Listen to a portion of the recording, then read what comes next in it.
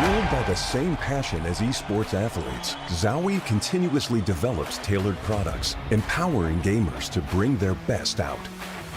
Today, we are launching the all-new XL2566X Plus, which uses the newly developed Fast TN panel and upgraded Diac 2 technology. The new monitor series continue to evolve, refining details to ensure players can perform their best consistently in games.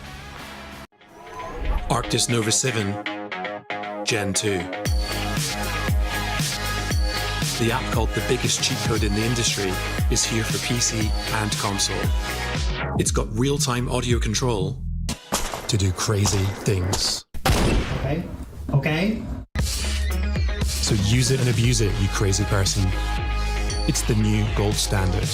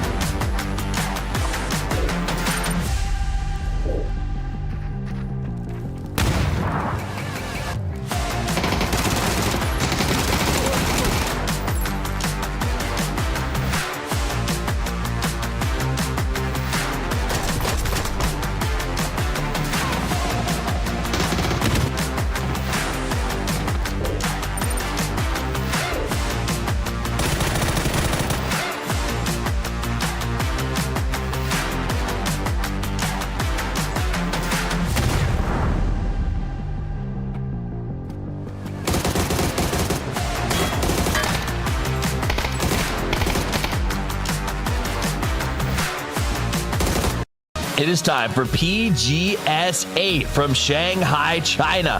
We were here a week ago as the players took the field of battle. We start in the winner stage because we're now on PGS 8, and the winner stage will be comprised of the 16 teams who were in last week's final. It's match number 1. Let's send you loose with your casters. It's the true M&Ms, Mark and Matro.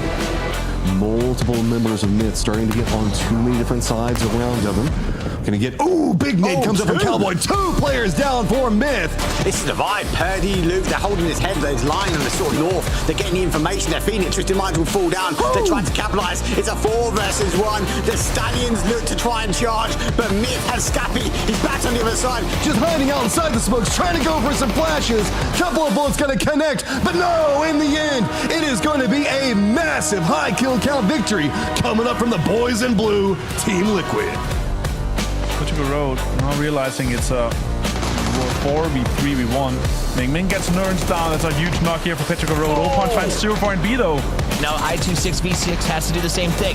Rushy does get the spray. He finally pops out. That's the coach, baby, as he makes a knock. EA is eliminated. Now it's Petrichor versus Full Sense. Can the coach make it happen? He's in the hole. The spray is on. Accuracy through volume, and Petrichor Road to the top of that map as they come away with the chicken dinner. Nixie, Vision pops up, perfectly timed to get the knock on Cowboy. Now starting to dance between them all, gets more vision, just starts going for the spray and smoke. Finds second, finds the third. Nixie just absolutely dismantling Team Liquid. Can he get the fourth? Yes, he can. 04, which side of this are you going to opt into playing? Go for center dot or go for the control angle around the other side? Doritos, no cover to be had. E-Arena managed to pick up a victory. Very cleanly and smartly played. as we move to map 4 out of 5 in the winner's stage. Let's go. Soup's cooking as they start to make the play from the low ground. The attack. Molotovs aren't going to slow me down, says Deal as he starts to boil. Little Ghost alive, and that's how the Soup roll. They bubble to the top, and they get themselves a win. Yasnaya and the close point, and specifically the funnel point that happens over there. Oh! That was almost bad. That was almost bad, but it's fine. Here come all the nades rolling right in. Here's the opportunity. VP pops it off. VP down to 1. They have to survive one more spot. Virtus Pro falls. They will be playing through the survival stage as now the BRDM is mobile and active and after E-Arena and the last player jumping right up on top of the tree. Ray versus 1. Keep it close as you can. I can't see it surviving. It's a JD Gaming, but it was so close. But it was out of grasping distance for VP there, man. It's going to be a great day tomorrow. We got big teams in the survival stage. You cannot be in the bottom 8 tomorrow, and you cannot forget to be here. Same time, same place. Thank you for spending your day with us, and until we see you tomorrow, play more PUBG.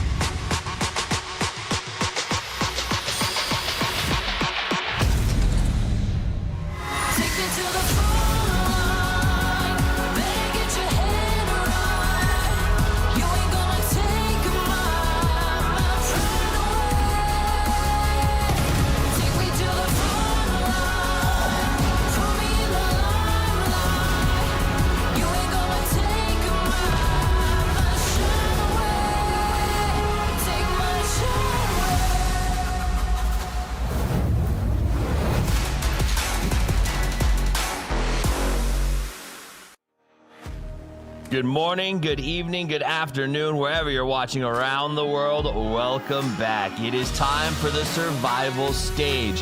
The 8 teams who got knocked out of winners yesterday join the 8 teams who got knocked out last week to battle for their chance to make it to the finals here at PGS 8 in beautiful Shanghai, China. My name is Toffees. I'm joined by a panel of the best experts we could gather. It's Matchroom, Avenger, and Mark Powers. Welcome, guys. It's good to have you back. Martin, can you hear me? That's a no. Apparently not.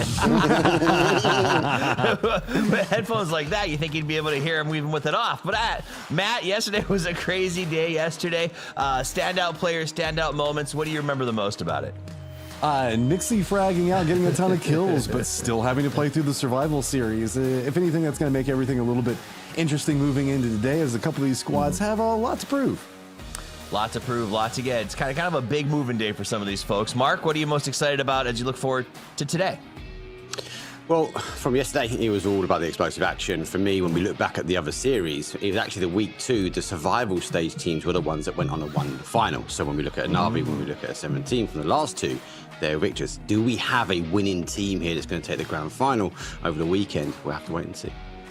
So you're saying that there's a good statistical chance that if you are in survival stages, you can win, like you've won the week before? Is that what your research showed you today?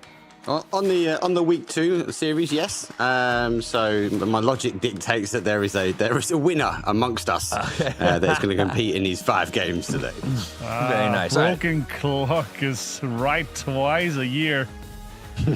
Broken. Danish clocks are weird. Let's You're very long term. All right, here's some highlights from yesterday. Got a little bit of play from the Falcons, who I believe will be showing up here today. A bit of a letdown in terms of their performance. But let's talk about these teams that maybe are surprising us or might surprise some fans who are showing up for the first time today. Martin, which teams are you surprised that we even have to watch them in the Survivor? Surprised, obviously, that Navi didn't make it last year. It's not a new story, but Virtus Pro, after some clutches yesterday, after what we saw from both Corexi and from Nixie yesterday, was a little bit of a surprise. But yeah, you're on the cusp, you don't make it, and then you get in and you get some more free practice. I wrote that to Nixie as well. Like, smart plays today, but more free practice is great. And yeah, we started the show with me getting so excited that I ripped out my jack cables of my headset. I could still laugh so you could hear me, but I could hear you guys Was it saying. the finger guns? Was it the finger guns? No, it was the cable was stuck on my belly between the table, and then I sat up, and then I was like, doink. I'm like, oh, okay, and then doesn't work. These are so big that it should be working over Bluetooth, Wi-Fi, a radio, low audio transmitting. It doesn't. It's jack, so you need to jack it in. I didn't think that the size had any function. I thought it was just for your Princess Leia cosplay that you like doing. Yeah. That said, though, let's get into it. We got some big games today. I think you nailed it on the head. There are some teams that shocked us. We actually watched highlight over highlight over highlight of Nixie and his super peaks and the play from VP, these huge clutches, and then to not make it at the end match and to miss it by just a couple of points. I know I can hear the copium coming from Martin over there. This constant this is good for them. They want to be here. I don't buy it. It seemed like there was just something not quite sinking, and it was crazy to see him down here. Look, whenever we look at VP's play style, it's all about a consistent performance across trying to find kills and things along those lines. It's not always going for chicken dinners. It's about trying to be as consistent as possible. Their system works best the more games that function. Like whenever we look at EWC, the more games they have, that means that there's going to be more chances for other teams to falter and therefore them and their consistent styling decline. If you only do 5 games and then you're not necessarily as consistent, the whole thing kind of falls apart. I don't think it's the end of the world that they're here today. I just hope it's kind of not like what we saw from T1 last week, where it was a squad that we know that can really frag out and get some kills and then just didn't have enough games to prove it. All right, so I know we're doing some blistering commentary and some really good insights, but chat has brought up an important question I think we need to address as a group, and I need your opinions about this. What is better for ADS, hold or toggle? Let's help the people at home. Matt, hold or toggle? I'm the wrong person to ask, but I prefer hold. Hold, okay. Mark, Avenger, what do you do? Let's ask Mark first, because I want to strike on this. I'm a hold guy. I can't do toggle. I know I can't do toggle. So the ex-pro wants to go last. I see how it is. No. I just wanted to hear when Mark was talking if his hairdresser was still packing his stuff together because his fade is so fresh. But no, I'm a toggle guy because I've been playing toggles since Call of Duty 2, and I cannot go away from it. You in Texas? I'm a hold guy. I don't know. I'll never understand the togglers, just like I'll never understand F-looters versus tabbers. Life is crazy. All right, let's get back to actually talking about this event. Head-to-head teams. We got Nemesis versus VP. Mark, again, these are two teams that great makeup, great compound, but a very different story. VP, long journey, absolutely well-known, expected to win. Nemesis kind of new to PGS in terms of coming up through their regional. Yeah, look, they are known names. They've got the experience, and as a fan, you sit there and go, why are they not performing? Why are they not performing? And actually give Matt the credit, because yesterday he said a very clear point. They've walked into an environment where half a year these teams have already been competing. So Nemesis is a team that's come through the Cubs. Well, that's really good, and obviously we get to see how the system works. But they've come into a raging fire at the moment, and obviously VP are one of those teams, as we know, that have bagged trophies. So I'd like to see more from Nemesis. I think they need to be a bit more aggressive. They like to play for placement. They like to play for area. They need to fight their way, and they've got to fight their corner. And against VP, it's a hard ask. I agree with that. Now, I will challenge you simply on the no-name bit, because, yes, it is something a lot of our fans probably don't know. But as a reminder for everybody there, I think we heard Godspeed WC jokingly call them Navi 0.5, because these guys have at least been 100%. Through pro cycles before, right? Every single one of them has spent time on Navi or other teams, but never broken through. And I do love a good mercenary team, Avenger, guys who have been grinding, who've been working. I mean, Melman, I think, has been doing this as long as we have, if I remember correctly, on various teams. So, these are journeymen. Do you think that makes them stronger, or do you think in a way that hurts them because it's been so long with so little success in the, grand scheme of things?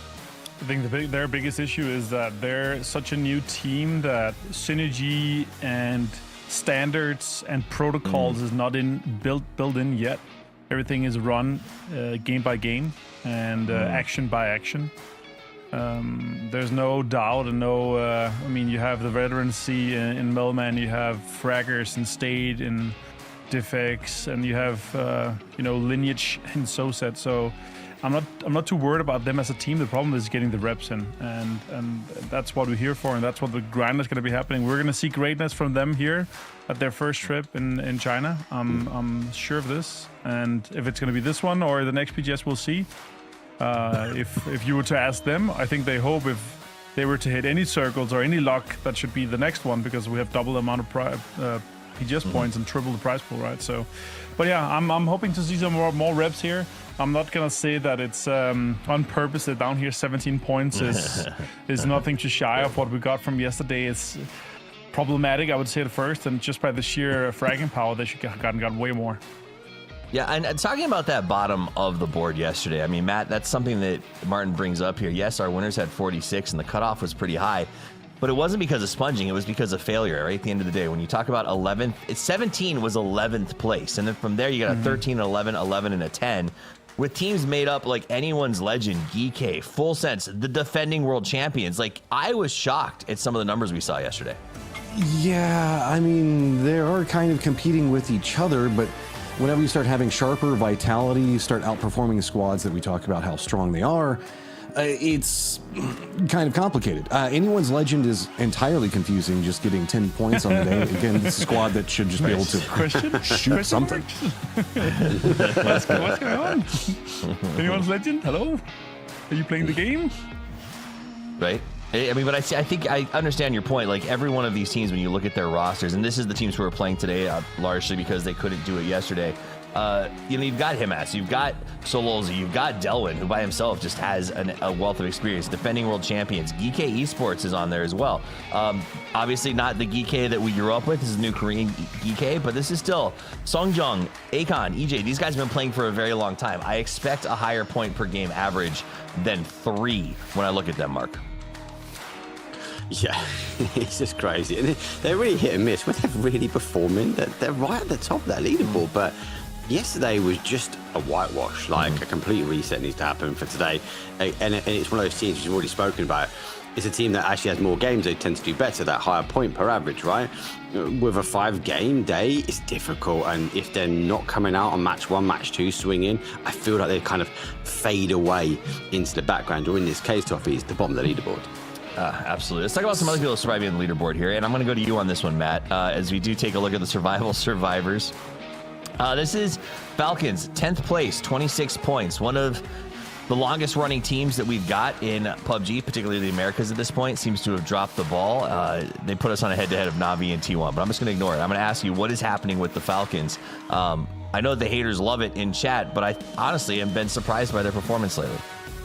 Yeah, it did feel like whenever we had to switch over to IGL taking over for Gustav, or Gustav taking over for IGL, I should say, that they were coming in with a little bit more gusto, for lack of a better term, going for some more fights, and the fights seemed to be a bit cleaner. Kickstart was also finding more comfort with himself. Then it's kind of become a little bit more of the Tiggleton show. Nothing against, oh God, fighting poses.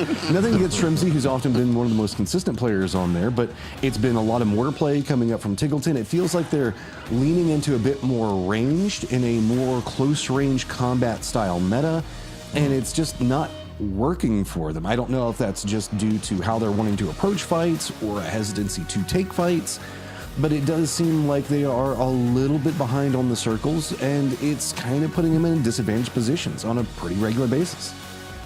Let's talk about the survival stage cutoff, Martin, as we go through the historical context. PGS 6 and out's really an anomaly at 35.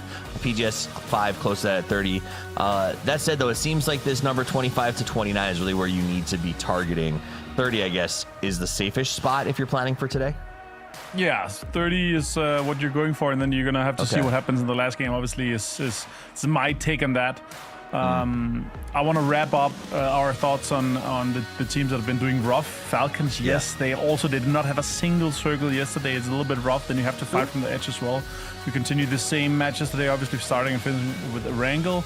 But with anyone's legend, they had 2nd, 4th, and with him as on 8th least damage done yesterday.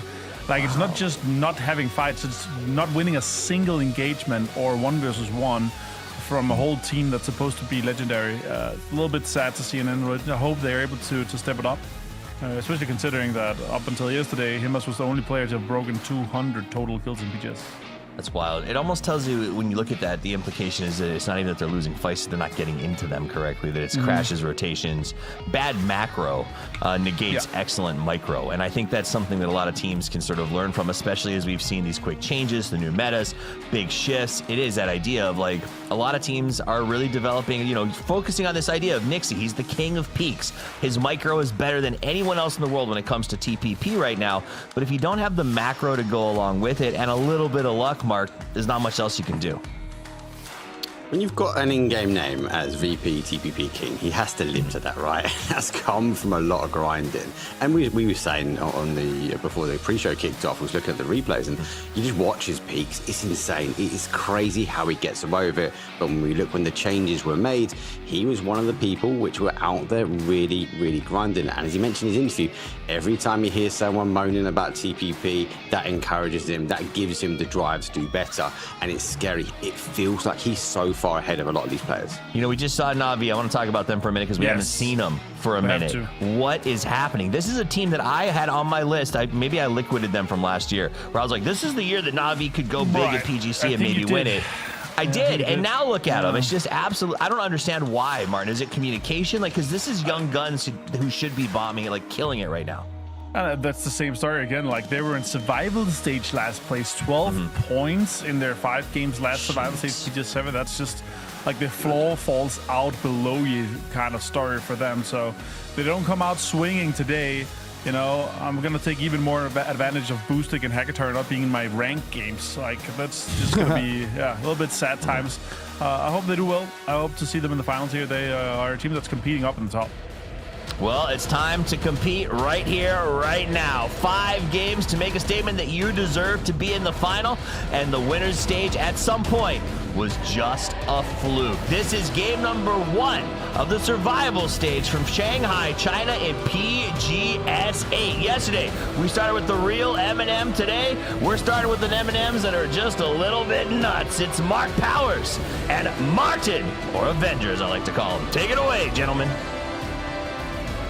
Yeah, my favorite kind of M&Ms with the peanuts inside here, Mark. We do start over with West, going all the way down to military, a little bit rougher playing path. A lot of contests up toward the north already. We might have an actual hot drop with Tai Lu and anyone the legend. A lot of other teams are going to have to get used to this. With a really rough start for this one here. Falcon's going to go over towards Novo and military. It's a big chance for a melee or melee-esque circle for this one here. I'm excited to see where it takes. Max, what are your thoughts? I'm not biting on the peanuts.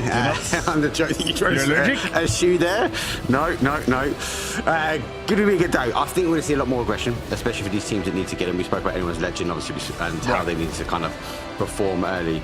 Back to that sort of Na'Vi piece, Toffee'd mentioned it. When I spoke to Alrain, actually yesterday morning, he was like, we've just been working on communication. Like, we feel like the time off and the missing the event wasn't in our favour, and these teams have kind of kept that momentum up.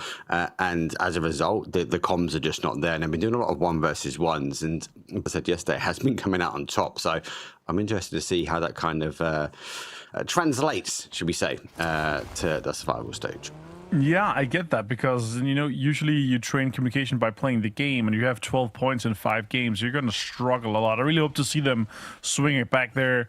One of my favorite teams to watch this year with the sheer, you know, macro and intelligence we've seen from Spyro and Ferris. I don't hope that it's that's kind of shifting it up with going away from Ferris as an IGL, going a bit more over to Spyro co-IGLing or fully IGLing.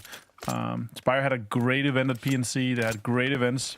Mechanically, they're one of the best teams. If you ask a lot of the players, they just say that Hackatar is one of the best players in the world right now. I'd argue that Nixie silenced that for quite a while here, but we'll see how that goes. As we see, anyone's legends here, they're going to be up on Sarky. Him as on screen. Yesterday, he was the only and sole man to have had 200 kills across all the PGSs. Maybe that's the strategy for going into survival every time. It's just farming, Mark. Maybe. They're going to need to get some kills, and placement points will help as well. As you saw, the zone is on that west side. We do have a lot of water out in the west as well, so we are on that south side of George.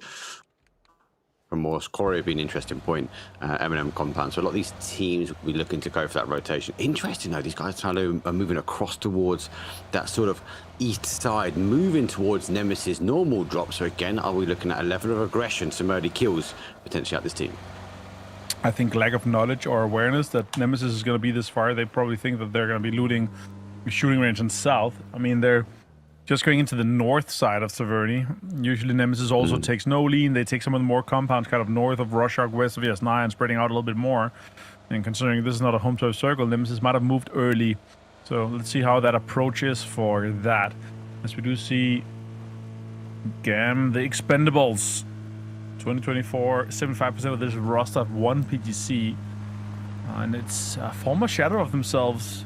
They got 9th, barely missed the cutoff at last PGS, where Twisted Minds got 29 and they got 27. But again, sure you've lost Delvin, but I don't know if it's the secret sauce has just gone off. And a year of the APAC, which is really was last year and so far, has not really come to fruition as much this year in the same effect. I think it's been out the creativity of the game. It's been a reset, hasn't it? The game obviously designed this way, and these teams grinding out. If X finds the loot, concerned he might not know the bodies. Talu have seen him now sort of exiting, and that he's moving his way towards Severny. So Diffix will be joining Melman up in the town. So a little bit of a scout at the moment. I think really to be said from an engagement point of view. Diffix just takes an opportunity to swallow a few bits and pieces, put it in the trunk, and get moving himself. So Nemesis, a little bit of a rotation in, but not too far to go. Shots come in here. ABG, also known as Vicious back in the day. Now they're over here. Shots comes in here now. It's a little bit of a struggle. It's going to be a straight pull up here. Doc Juice finds Dogma. Tycon finds Doc Juice. He has a big trade. Big nade as well. It's a collapse though. Big collapse as well. The guys are straight in the cars. They're coming down here. They want to try and hold this position. Actually, they now turn around. They second guess it. So got 2 down. Maybe half a second ahead. We would have seen a secondary crash of reinforcements. But Alpha Gaming, they take the knock, but they take the position. Belmoth shots in the distance here with MK. Rushy in full sense, considering what are we going to do here? Try to set up for the center. They've got a pretty good dip, and the big white compound just south of it already locked down here, so we might be able to get in and connect some of this. A lot of teams have set up on the western side already. There's quite the space on the east side of the circle. A lot of teams going to come in and be like, okay, there's free compounds everywhere. Let's just take some of the biggest priorities. So we do get that rolled in. Now with Belmont here, not much info else coming in. Now over to Gen G. They're rolling into the twins, rolling past it. Shots are coming in here towards, maybe just peacocking Mark, I don't know. Maybe. Putting some windows out, making it the illusion that someone is there. Nemesis though has worked from that top, and as we know, he's now seen the car, knows there's someone lurking underneath, so giving the information there's a team ahead though. So Steeder backs up slightly, has the SKS in the hand barrel in the back pocket, sees the car, going to completely immobilize the opportunities. Kong to really get out of there. So Nemesis lurking, and I like this. If they can get a knock, they get an opening, and that might change how they're playing.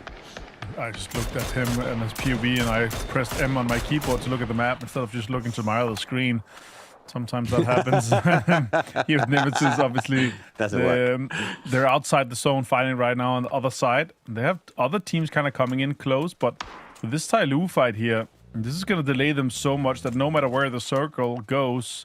Well, after a poor turnout from the Falcons tomorrow, I'm hoping for a lot better today. The secret...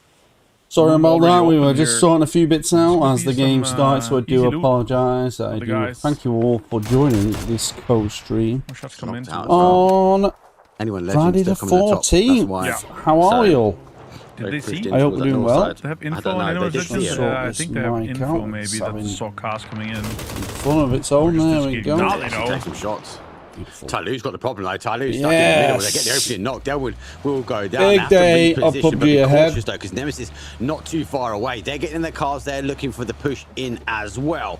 It is phase 1, so they can take the fight outside in blue, but you've got to worry, is there any teams that are lurking on the inside once they potentially look to try and make the move?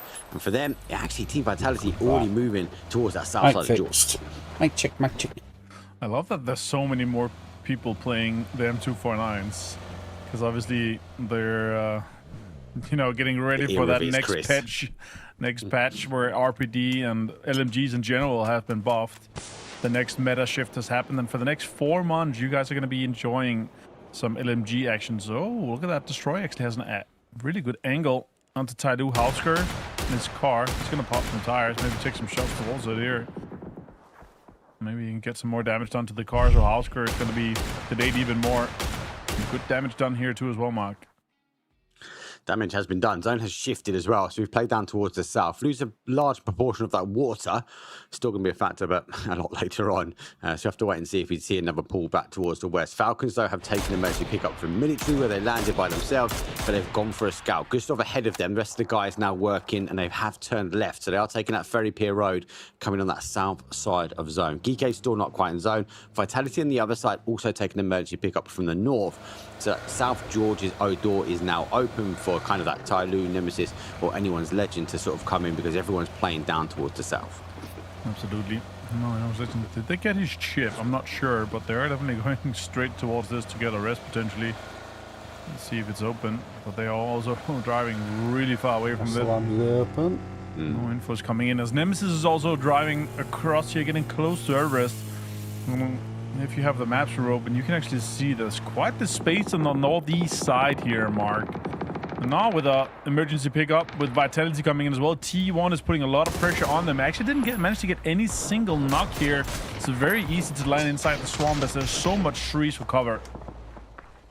Yeah, it's easy to keep the vehicles alive as well, if parked correctly. So T1 looking for that reposition, but they are pretty safe at the moment. Northeast is clear. Falcons have now entered into the zone. Remember, Gustav did take to flight, so we took the emergency pickup, scouting ahead. They're in the southeast corner. They are, and Sharper is a little bit towards the north. Make sure we stay on HD. With a dragon oven and an organ hand, he's got good got everything here. Trying to maintain the control of the southeast side here, so they actually have an easy path in. But if this circle goes far west or even north, Mark, they're going to struggle to get anywhere closer because there's so many teams ahead of them. Let's see if Falcons can catch a little bit of luck. I feel like they Falcons yesterday. They had to be 0 more circles come their way when it really mattered. And, the edge plays are not working. Circles, they get bad luck. You can't do it. You can't do it. They got one game. You were talking about parking. You were talking about parking. They got Stalber and they didn't do well with it. Park Pro. They should have qualified from that game. They didn't. Master Parker. That's a complete setup. But 1-2, love it. Frustrating. DK, they're not parking here. They're rotating their way around. They've moved from that southeast down across the southwest. That's a big pickup, though. Groza in hand. 4 AM. Sit on the top side of the zone. They've had to leave the compound to get it as well. But there's space to be had here. Lots more opportunities for these teams as they rotate in. Well, that's going to be interesting to see what Shen on 4M can do with that. He's actually got a really good corner, that little semi-compound. The rolls are early on in the game. Around not towards a bad the road. route. That's kind of snaking south of them, so they're going to be fine. Oh, look at this. Dogmire also getting ready to get closer to full sense as they have maintained their split as well. We do go south.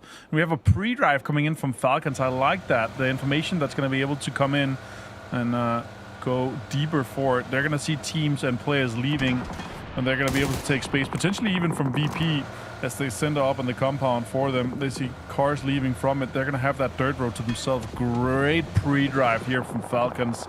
I really like that. Yeah, they actually timed it really well. They have timed it really well. A lot of teams also on that rotation. They've threaded the needle between sort of Godlike and Sharp, and they find themselves now in the dip. Now they get to turn and wait. Genji coming in that north side. They're going to sort of crash in towards that compound, so pretend head-to-head between them and Sharp as they will collide in on the other side of things. Full sense, so take it on Alpha. Big Nate will come on. Rushy, coach, already down. It's unfortunate.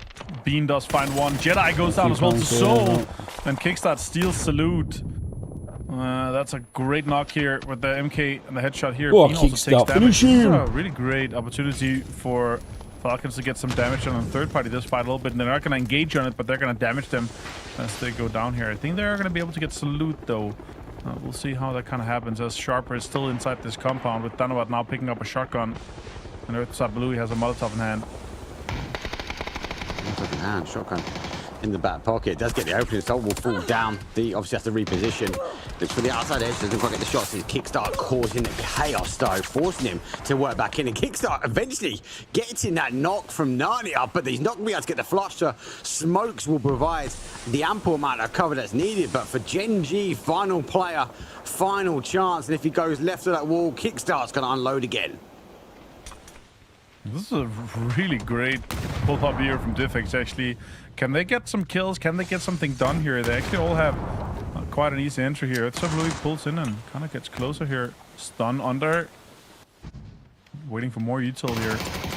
He's going to find another one. Gets two. Nice. Down here, Mark. That is I can't believe Gen G just went down there as well. They're 2 versus 2. Well, 4 versus 2 at that point. Impact. And giving a lot of damage done both to Gen G and to Sharper. The player crossed to try and get the Gen G player up they're going to work their way in as with well. the car. They didn't need to do it. Ended, just take the fight with the 2 take first 3. advantage now of that compound. Full sense though, still on the then gone down 2 because of Falcons having that off angle. Back around close to the door. Bad plays by Gen G. Has come through. It was all about trying to get that 4th player back up, but they shouldn't have done it. In my opinion, though, is down to a full player, and it's only Flash. Flashes a Molotov. He's going to go for it. Does not kind of. He's more of a deny to get anywhere in here. Other teams are kind of lurking in the distance as Ty Lewis pre-darting, and the next is going to pop in 10 seconds here. They're getting closer to this compound here. They saw that Full Sense lost a lot of players. Shrimpsy finds Lukarux. Diffix goes down as well to Godlike, as Godlike has tons of space in the southeast. Oh, Falcons are in, but it's not good again. Shift here. VP looking what good. Is with the circle shifts and for Falcons us? maintain control of the northeast for all the other teams trying to get in here. Mark, it's huge. This map changed. also finds Raining as T1 is fighting. Looks different to me. All about space control now. Nemesis has lost Diffix. They obviously did crashing towards this compound. Be able to reset game back up unless they get crashed. I went to take the opportunity now just to get that res back on. Down. Goes over towards the top. Will remain. Down. Someone might crash that now. Ammo. He's only got a spare clip in the chamber. He's 2 over 556. So he doesn't find the ammo. Got to push into that just to keep him afloat at the moment. Vitality VP won't because they're in with good zone, T1. so there's no reason for them to push onto it. A little bit of space, but not too much. They've still got to try and fight their way south. Still trying looks to like they're going to reset, so that's good. As this fight continues, Louis is going to be the last guy. Let's see if he can survive this push here from Nemesis. We do have another fight going on with Falcons and Godlike. Godlike is pushing it. We might be able to jump in and hear what Falcons has to say and try to fend off this Godlike push. Yes. I have a red one hold on you north, guys. I can hold over you really well. They have to come right side. Yeah, I mean, we're probably dead to this one. Can you look for us? Looking, it looks good. Too far. Okay, good. I'm running back. Guys, go reset all the way back to Shrimpsy. Like, I have an insane angle. Yeah, I'm fine, guys. Yeah, I'm healing. Yeah, I have a good spot. I have an insane spot. This is such an easy hold from us. I have a very good spot as well. Once you get back to me, it's fucking piss, okay? Mod compound?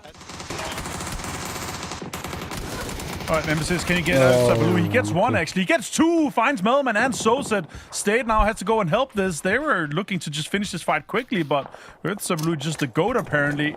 So the stun grenade in. Can he get more kills done? He gets the flushes potentially from these 2. Jumps in. Oh, what a great play from him. The 3 gear really helped him in this one. Finds what the heck? SP again. Sabaloo Sharper completely wiped Nemesis. Jesus. Earth, wind, and fire, and Nuts brushes Nemesis aside. What a play to jump the window, to turn back around, expecting them to come back. Nemesis, right play, but they were not ready for Sharper. No, come on.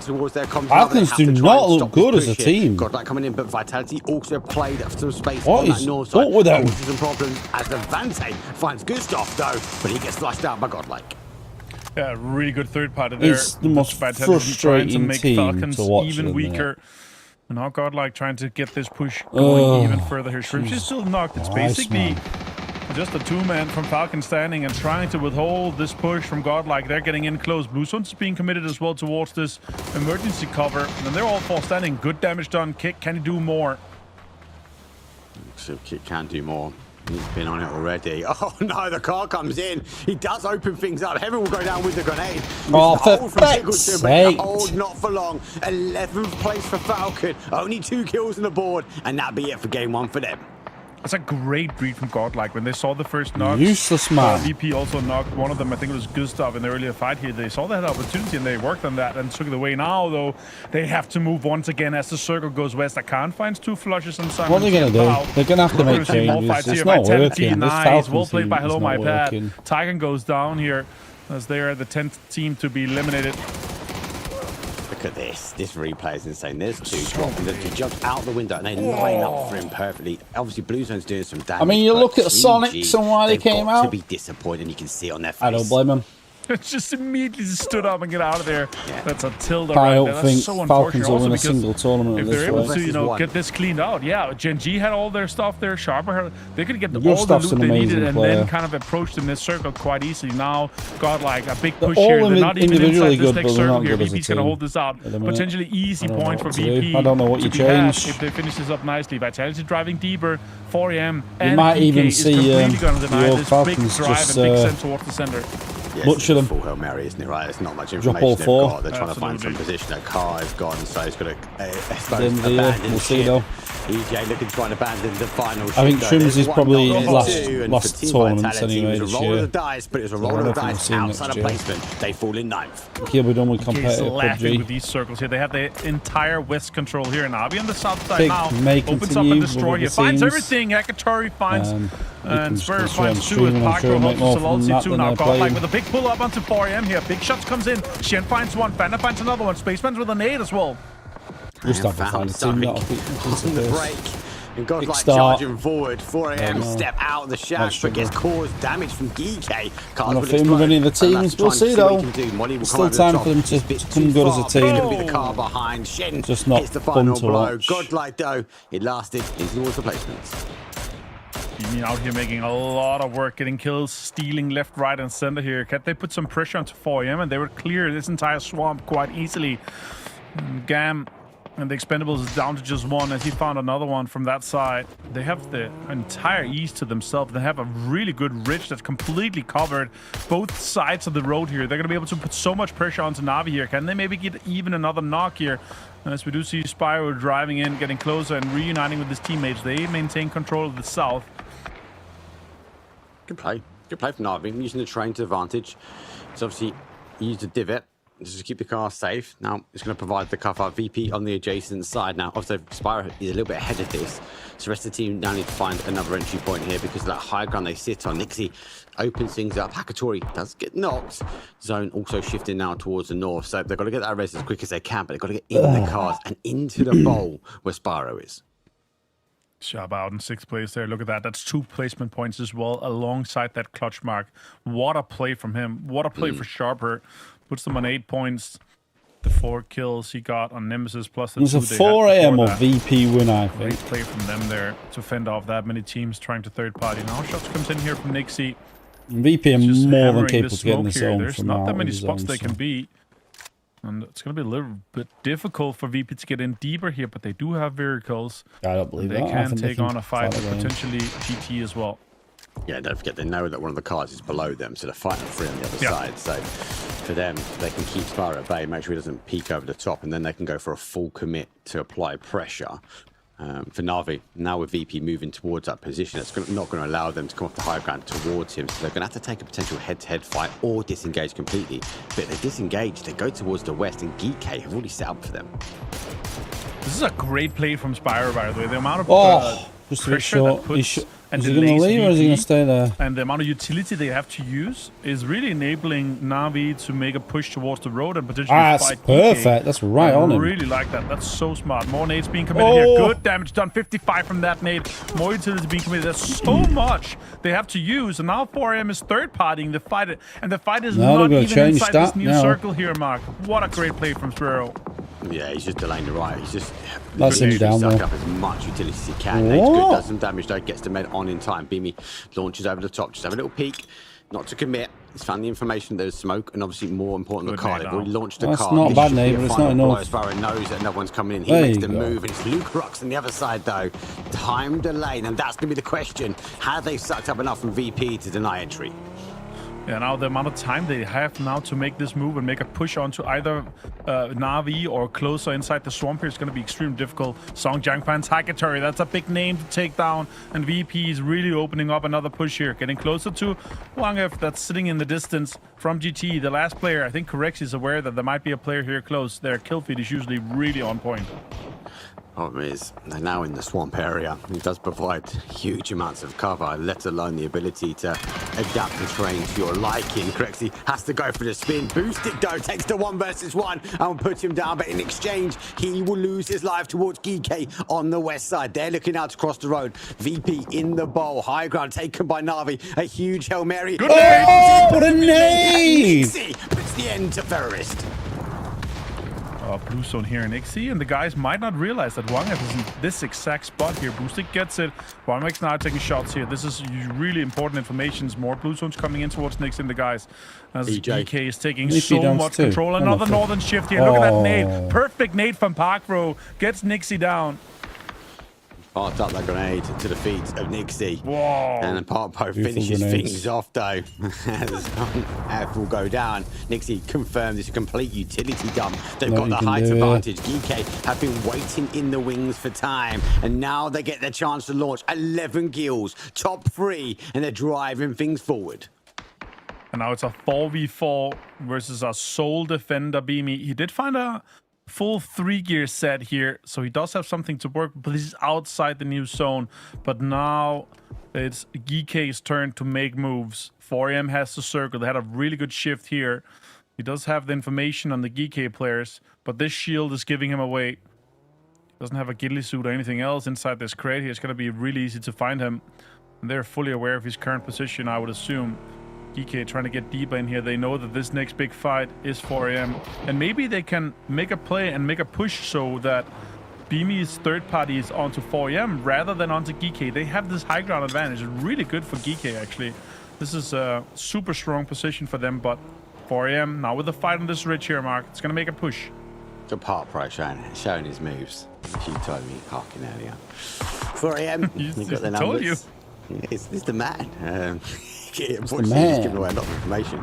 Where they are, grenade really well placed. The car on the move again. DJ obviously has slipped the loose slightly as he now moved towards the outside zone. Did pull back towards that north side, but we'll be going in towards the swamp. Phase number 7, 3 teams. As you say, 4 versus 4. EJ steps up and just the best player to get down there. Nice. Great opportunity there. Space Mine's return though. EJ goes down here as it opens up on both sides.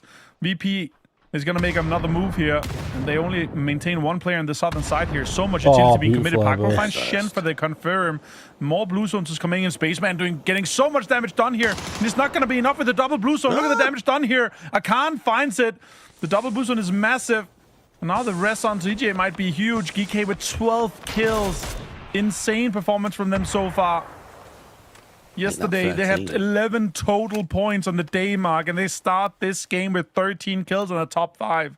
Scary when GK comes out and gets his alarming amount of kills. The other week, getting a back-to-back chicken dinner. Akan looking to try and close things out now for his team. He's down some bodies, but he's not down and out just yet. Looks to try and drop the smoke. Gets the opportunity to do so. Double blue zone. He will thread the needle between the two and look to try and get the med back on. It feels like everyone except for Songjiang completely forgot about the situation where VP still has a player alive. Songjiang, I've been looking at the minimap. He's not been looking at Beamy once. Can't beat me. It's a potential third-party opportunity where he's going to be able to get some points here. I can't spot him now. He's got a Rich now. That's going to delay this fight even further. I really like the play from Parkro. A single player inside the coop driving back and forth. Draw out so much information, and it kind of enables them to just run up while then 4AM goes, okay, they're driving over here. Let's just throw some nades, some smoke, some blue zone. It's such a smart play from Parkro with that car. The thing is, though, it's 4AM that has seen Beamy. It's not GK. So if it was the other way around, he obviously, you'll see, especially on the south side, a lot of focus going back towards Beamy. He now has to give away some information, so he's popped a smoke. That noise cue would obviously draw some line of sight back there, but they are so tunnel visioned into 4 a.m. at the moment. Yeah, but that's on they want purpose. to conclude.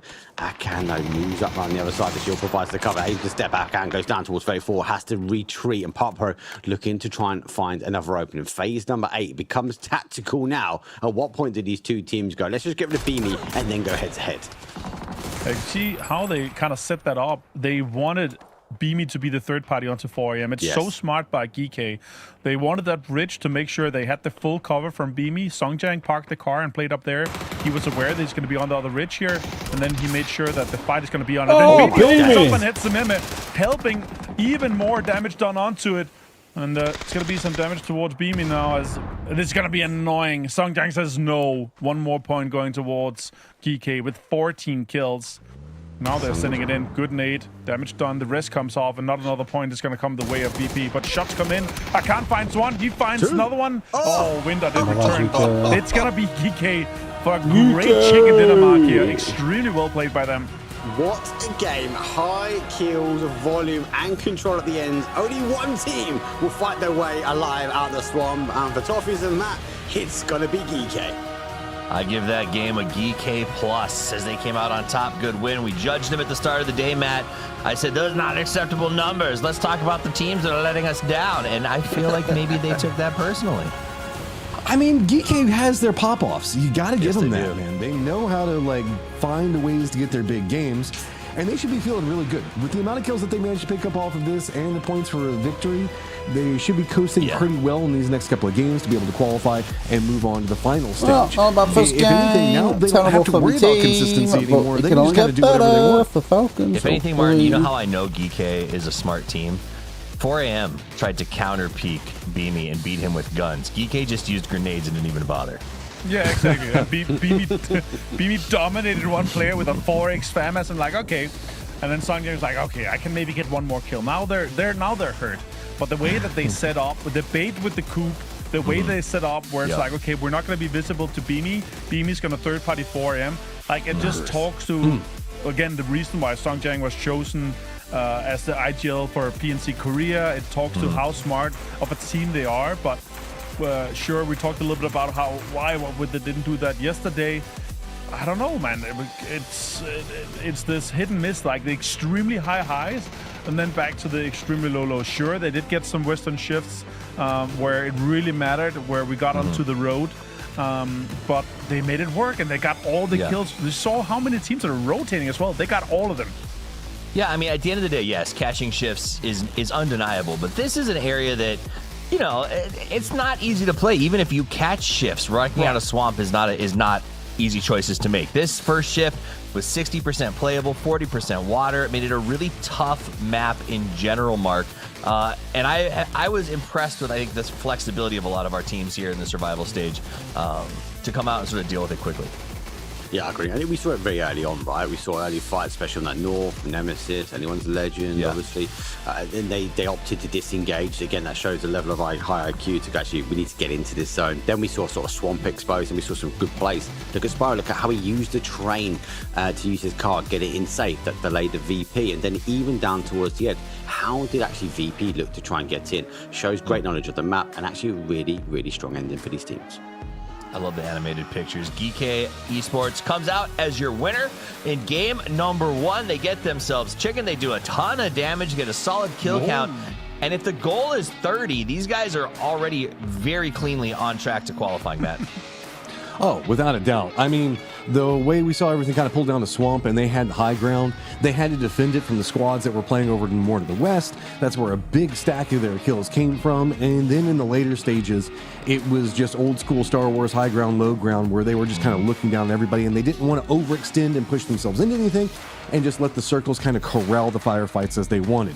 They used the circles to their advantage, they used the terrain to their advantage, and then they just used every single gun and firefight to their advantage. That is key on every single episode. Got to give it to them, big pop-off. But what strikes me is a lot of the squads that were playing through, well, I wouldn't say that haven't been playing for last week because they didn't manage to qualify through last survival stage, didn't do so well on this first game, Toffees. Yeah, there are a couple, but I'm also was happy to see teams like Alpha showing up on top of their 4AM, putting up some numbers after they had to sit out for so long. But nothing means more to me than a double thumbs up from Akan, who gets our man of the match. Look how happy he is. He's like, this is how I hold the joysticks. He's a big winner. So good for them. Good for GK. I have liked this roster. I think it was one of those that surprised a lot of us when we first saw the appearance of it. Like T1, it seems like a really good build that should have a massive upside, and to see them have a good game is always encouraging. Someone else who had a good game, Mark, and I was wicked impressed with it, following in the footsteps of Soul by carrying his entire team. Earth Zapalui was smashing. Oh, mate. Talk about Boogie Wonderland. What a play, right? The fact that he lined the two at the end, and you'd expect he jumped back down, he'd done a 180, and they just, unfortunately, they followed him, they were chasing down, they got a bit of tunnel vision, and yeah, he pulled out another 4 kills all alone. So, good play from him, good early crash, and a good defense. Right, and it did. You're right. It was very hungry boys. It was, they gave him 2 individual 2v1s, and they just super stacked up on each other on both of those. Like a stack breach is a stack breach, but standing behind each other is just a risk, right? So he got some good spray downs, made some nice play there, and that's what you do. And that's for you guys at home. Remember that. You know, I think Martin probably backed this up, that it is important that you back up your friend as they breach, but you have to do it in a way that does not expose you to the same spray at the same time. And that's what we saw twice handed to Earth Zapalui on a platter. What is the correct way to push those situations? First guy goes deep. And the second guy goes shallow? Because then the guy in the door has to move his crosshair, right? Then the other guy swings close, easy peasy. Like, first guy always goes deep. You run in, jump in, whatever, you know? Make them pull across the doorway so that they have to come all the way back if they want to stop so they don't have 2 easy spray downs in the same door. You don't shoulder peek, you just, first guys go deep always. Nice. And nothing tilts me more if I'm playing with guys that, you know, blocks the doorway, trying to shoulder peek a door. Like, always go deep. First guy go deep. And that, ladies and gentlemen, is how Toffees gets kicked off of Martin's team the first game of every single day. I'm kidding. You're playing Monday morning, and you know it. We'll give it a shot. All right, so this game number 2 is about to get underway. We saw some big teams show up again. We saw some moments. We saw some points. But again, we saw Geeke come out with the win on match number 1. It's time for match number 2 as we prep to get into it. I'm going to send Avenger and Mark back to the green room. It's the Dusted Dunes, game 2 of 5, survival stage. If you make it out of this top 8, you go to the grand final. If you don't, if you're in the bottom, you got to wait 1 week's time to try your hand at it again. My name's Toffees. I'm here with Match'em. There's already 8 teams who've been sitting on their pockets waiting for today, and you don't want to have that happen again. Oh, a lot of squads coming in cold, and they need to figure this out fast. Several of these teams, we did say, went out a bit early, but a couple other ones starting to find some later stages. 4 Angry Men, one of those, finding some big successes for themselves, fighting into the later points of it. Of course, VP coming in just barely missing qualification, making it in the later stage of that last game. Now, can some of these squads that we have high expectations for, such as T1, Na'Vi, really find some more successes in these later stages? Is, man, look at the cluster going south over Los Leones right now. It looks like VP's going to take control over it. Tyloo's probably going to stretch a bit further out. Nemesis also kind of, actually Tyloo looks like they're just going to commit in the southern section and hope that Los Leones is just big enough for everybody. You don't take my car! He tries to stop him, but Cobalt, he is not. So he does manage to get away with that. Well, maybe not. If he hit that long-range shot with the VSS, I would have an insane amount of props for our shooter here, Lee out of Tyloo. All right, Circle's going to pop up towards Pozo. A lot of drops in here yesterday. I will say, let's talk about the teams real quick as we sort of build this out. Alpha was on the bench for the last week, and they came out and got 3rd place in that last game. 4 Angry Men was on the bench and came out and got 2nd. So 2 teams were able to make something out of a whole lot of nothing. As the Falcons going to go ahead and loot up, take a few shots in the air, but nothing special. And that's what you like to see. You like to see those teams coming out and putting up points. Now, another one that put up points right away, Match'em, was Godlike. They got 5. 4 of those were kills, but it still felt a little bit frantic. Like they sort of got those 4 and then threw their bodies at the circle. Yeah, the flow from Godlike, whenever we saw them playing through the cups, and yes, of course, the cups are way easier, and whenever we look at Godlike, it does have a lot of experience on it on the international stage, but it just not necessarily in this iteration of players together and on this godlike roster, right? So I 100% agree. The control nature, the way that they read circles and they were always trying to be in the right spot to really influence games was their bread and butter. This lobby hasn't been giving them that at all. And just the strength of the lobby, you'll get too punished for some of the more aggressive sins that godlike will try to go for. But this time, they don't have to worry about it. They've got inside track. They're already centered up. I mean, Monte Nuevo is going to be where they're going to be going for their loot, and then they kind of can go wherever they want to leapfrog out of this. There's a little bit of a kind of a dependence on which way you think that the circles could pop with Pozo and everything else being in play, but you at least get the chance to take your primary position inside the circle to set yourself up for success. So as we wait for our players to loot, we'll take a look back at the highlights from game number 1 and check in with a highlight of PUBG in general, the young gun, Hakatori. Hello guys, welcome to the interview. We have Hakatori with us from Navi. So Navi has a lot of time to prepare for the survival stage in this week, so I want to know what's your preparation like? Що ж, у Na'Vi було багато часу приготуватися до цього survival стейджу, і питання таке, чи можете поділитися тим, як пройшов взагалі цей тиждень підготовки? Загалом ми дивилися минулі ігри, робили висновки та просто грали в гру, тренували стрільбу, розбирали комунікацію та наш TeamSpeak. So basically we spent a week preparing, we did a lot of shooting practice, TeamSpeak practice, communication practice, and obviously we've been working on our mistakes, we've been reviewing our matches, and etc. So how many confidence you have to advancing to the final stage? Що ж, наскільки ми впевнені в тому, що ми пройдемо наступну стадію? Поки не знаю, подивимося в наступних іграх. Not sure right now, but we will see in the future matches. Alright, let's see you in the games. Good luck. Bye. Bye. Bye. All right, as we finish watching this full-screen replay, we can reflect upon what Hakatori said, Match'em. And it seems like it comes down to, I think it's the 5th time we've heard someone say it from the team, working on our communication. And that is so important, but also so telling. Push coming up from Sharper.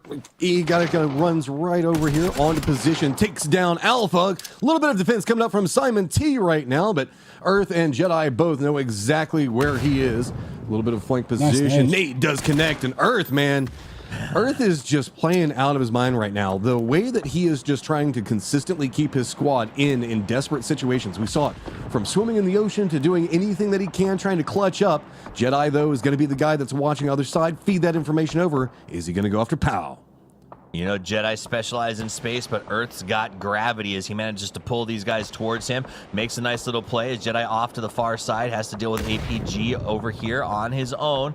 Got a nice little nade, but that is a strong peek being held there. Nice crossover. Not my favorite place to fight because you got those giant windows on the left side. He has to be careful with the grenades, but he does throw a good one into the warehouse. Just barely misses. Simon does get low, though, and Jedi takes a shot from the far side. Jedi is a bit isolated right now from the other players, but that's opening up more movement. Earth trying to see if he can get around, use what Jedi has been set up. Jedi now stunned, the push coming up. Does he read it? Shots, no, coming from Powell. Jedi goes down. Other side, what do we got going on? Earth has been now knocked as well. Tycon's going to go ahead and find it. Simon's going to finish it. That is going to be Sharper trying to make something big, but instead, Alpha finds it in a vicious fashion. When the Earth is hurt, it's the end of the line, and that is what happened. We saw Tycon come forward, took Earth's Zapalui out. At the same time, Simon made a nice play over on the other side, and Powell got that 1v1 finished up. So both of those players working together to eliminate Sharper from the map. APG, who's been on standby and watching everyone play this week, is looking to make a strong start, and they do. Coming out second place, 13 points already. This is what we wanted to see from that team. Such a drop-off of Geeky on the go. Falcon's going to have themselves the upper area from what we were just watching. So whenever we look at where Alpha's going to be playing at inside the, I guess, ranch, barns, whatever you want to call them, then just to the north of that's Falcons and high ground galore, tons of information. Geeky is going to be the squad that's pretty much north of that. There's not going to be much else other than them and the Expendables over there around Crater Fields, Pozo. So about 50% of this circle entirely open. The rest of the squad's playing mostly to the south. Monte Nuevo still has a cluster around it in teams, as Power Grid's going to be taken over by Vitality. 4 Angry Men's just going to be to the west of them. Just to the south is going to be Na'Vi trying to use the hillside that kind of leads into Monte Nuevo for some control. Way down to the south is going to be where we've got Tyloo, Full Sense, and Gen G running half of their players, as the other half are up kind of the west of Monte Nuevo near anyone's legend. All right, as the circle continues. Uh-oh, surprise. One Dragon does not get the spray, though. They're going to play ring around the car, tries to go for the win. Right side, left side, uses the peek, goes inside, slides through. We lose vision for a second, and that's all it took for Belmoth to catch one Dragon and drop him. What a blown ambush, man. Emergency pickup has been called by Vitality, just in case the circle does something a little bit crazy.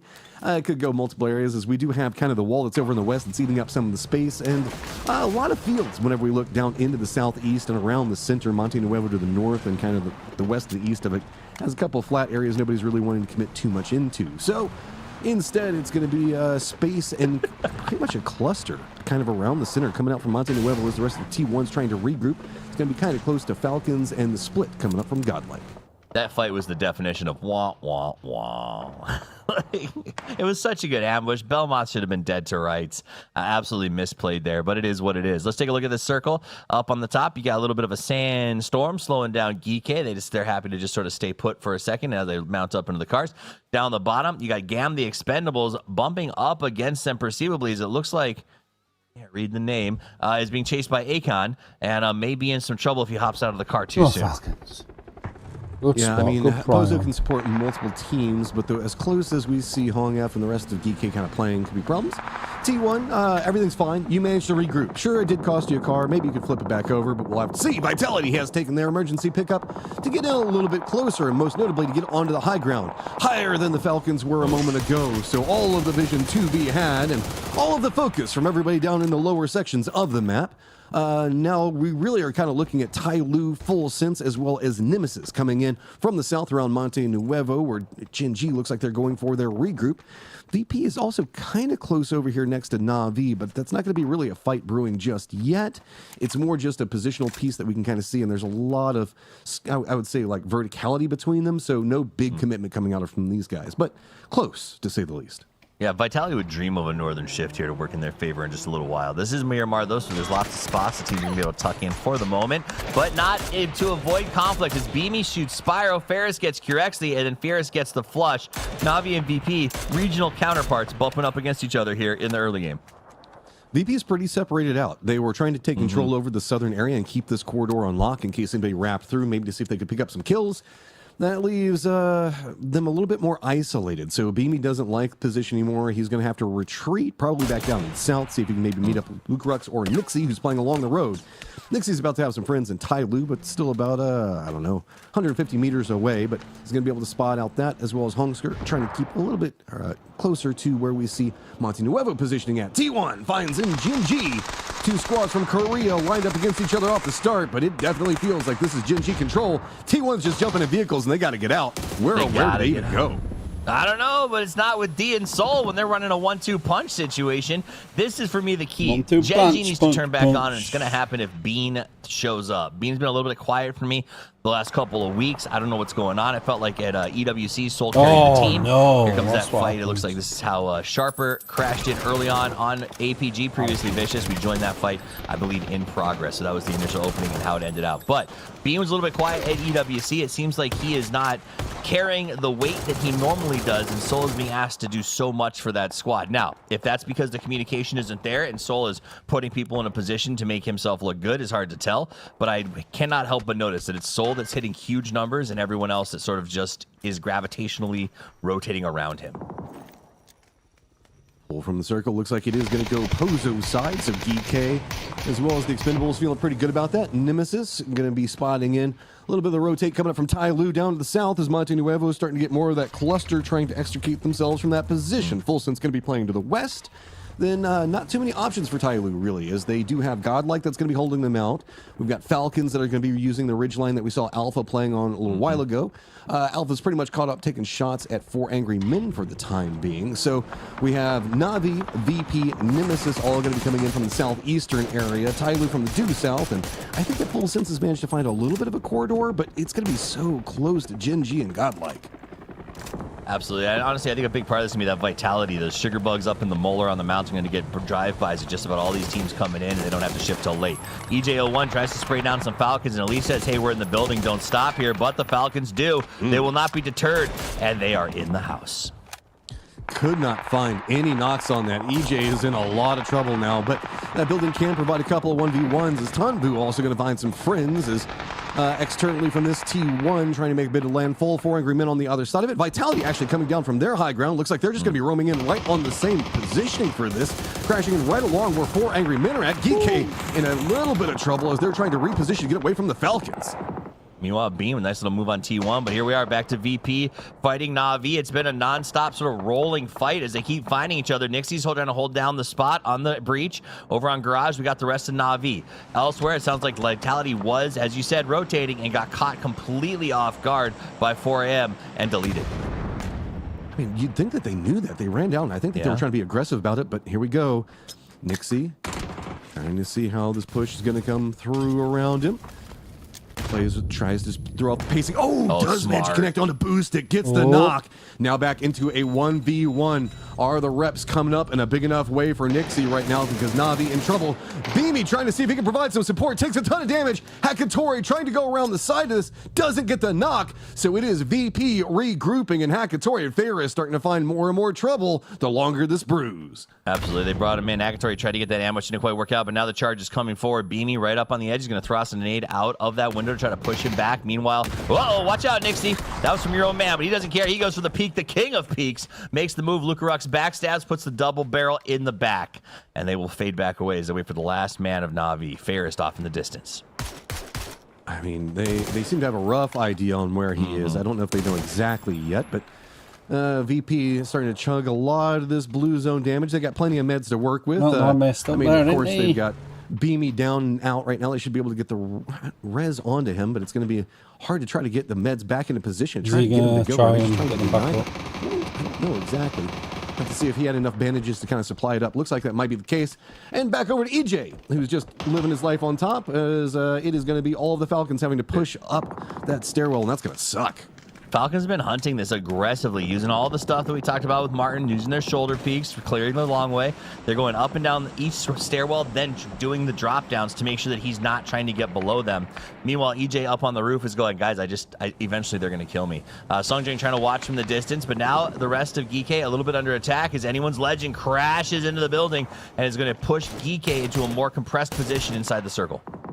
So we've got a little bit of the hillside to the south from leading into Pozo in play. Pozo itself over into the east and some of the field down to the southeast. Alpha's finally going to have to leave their ranch buildings to get in. VP also trying to get in the circle, but it's going to be Full Sense, a Gen G, a Nemesis, all pushing pretty close to each other. Delvin's also outside the circle right now, but the rest of Anyone's Legend already holding down a foothold position for him. Still, Geekay, Falcons still roaming around, but Falcons, you can't even really say are focused on defending of Pozo as it's more just trying to find the rat in their midst and not having any luck with it. He shot at him when they went in, so they know that he's here, and it changes the entire way they have to play the building. Sosed goes ahead. Let's jump over there as he grabs out a Panzerfaust. He's stuck between two members of Gen G. Would like to just go ahead and take care of this on his own, and he do. D is inside the shack. He is immediately knocked, and here he comes the cavalry up over the top, being trying to make a play to stop Sosed in his tracks, but I don't know. This is a tough order. Gen G is looking at the potential of being pinched while having a third, fourth, and fifth party shooting at them from Pozo. They need to deal with the closer range situation in Sosed. Bean, like you were talking about, needs to make something happen here. Melman at range, trying to make sure that he provides enough for Sosed. Knows where the other players for Gen G are, but the longer the Gen G stays stuck in this position, Full Sense can go for the backstab on him. He has to find something out of it. I mean, Full Sense is just trying to get away from VP over into the southeast of this, so there's nowhere to go. Delaware hits the shots onto Melman, gets the knock on him, and this is the problem from Pozo. Everybody that's trying to go for these peaks and these firefights on top of each other to the south are just having to contend with so much external firefighting. Nixie going to take some damage to the blue, but he racks up some points. Belmoth goes down. Lucarux confirms. Clories gets Nixie in return because he'd already been suffering. And now we go to the push. Full Sense having to deal with Lucarux from behind. Tosses the nades. Gets a nice little bounce here. Wants to charge forward. There's the spray, baby. As Rashi, the coach of Full Sense, is knocked down. Thanadol does turn around and manage to get a counter knock on Lucarux. And that will be the end of Virtus Pro. But they walked away with 3 kills and a good point count on the game. Sitting in 4th place right now. Full Sense is going to get time for the res as Gen G continues to try to fight against Nemesis. Full Sense in still a ton of trouble, and Gen G's defending position is starting to rally a bit more, but it's going to be on angles where they were trying to set up their defense, and that's going to put them in a terrible spot for Full Sense. Nemesis, everything's working for him. Soul does spot out Flash, so a little bit more survivability coming up from Gen G as the circle abandons him yet again. It goes to Pozo. As Full Sense now with so few options to push along this path, and Gen G looks like they're going to fall any moment now. Nemesis going to be the ones that manage to win the hillside, but where do they go after this? Na'Vi now going to get eliminated as well. Gen G just refuses to die, and it's throwing off Nemesis' timings for this push. So split. Look at this. Anyone's Legend is even leading that southwestern area. It's just too many people over there. It's too hot, and Soul's going to now be forced to run right into Soset. Soul knows where he is. Soset knows where he is. Soul comes from behind. Actually ends up getting knocked out by Duck Juice. Soset has to duck back in and get himself healed up. So that's Gen G out. And we are guaranteed to have an urban ending as the circle has gotten so aggressively. Pozo Stayed, got some view from the distance. There goes the shot for him. Pop in just there. As Nemesis can now turn with 4 alive. They can turn their attention. Kickstart did it with a nade. Thank goodness somebody finally found him. They did it. Poor old EJ. Park Pro, the rest of the guys are just to the south, but I mean, he's pretty much cooked. Nemesis, you're pretty much cooked, depending on how you want to try to go for the circle. Godlike's going to be holding you out. Dewpath in, so it looks like they might be leaning more into the east. Alpha's got themselves a BRDM, so they're just going to slow roll. They just cruise and pose. They're just running down the strip right now, and Nemesis, they're going to have to send it in a much more heavy and scary fashion. And since they are making this hard send, they got to figure it out. Let's listen to their comms as they are under duress. Право, понял? БРДМ подъехал с поля. Понял, я не спеши. Кстати. Он вышел в опене.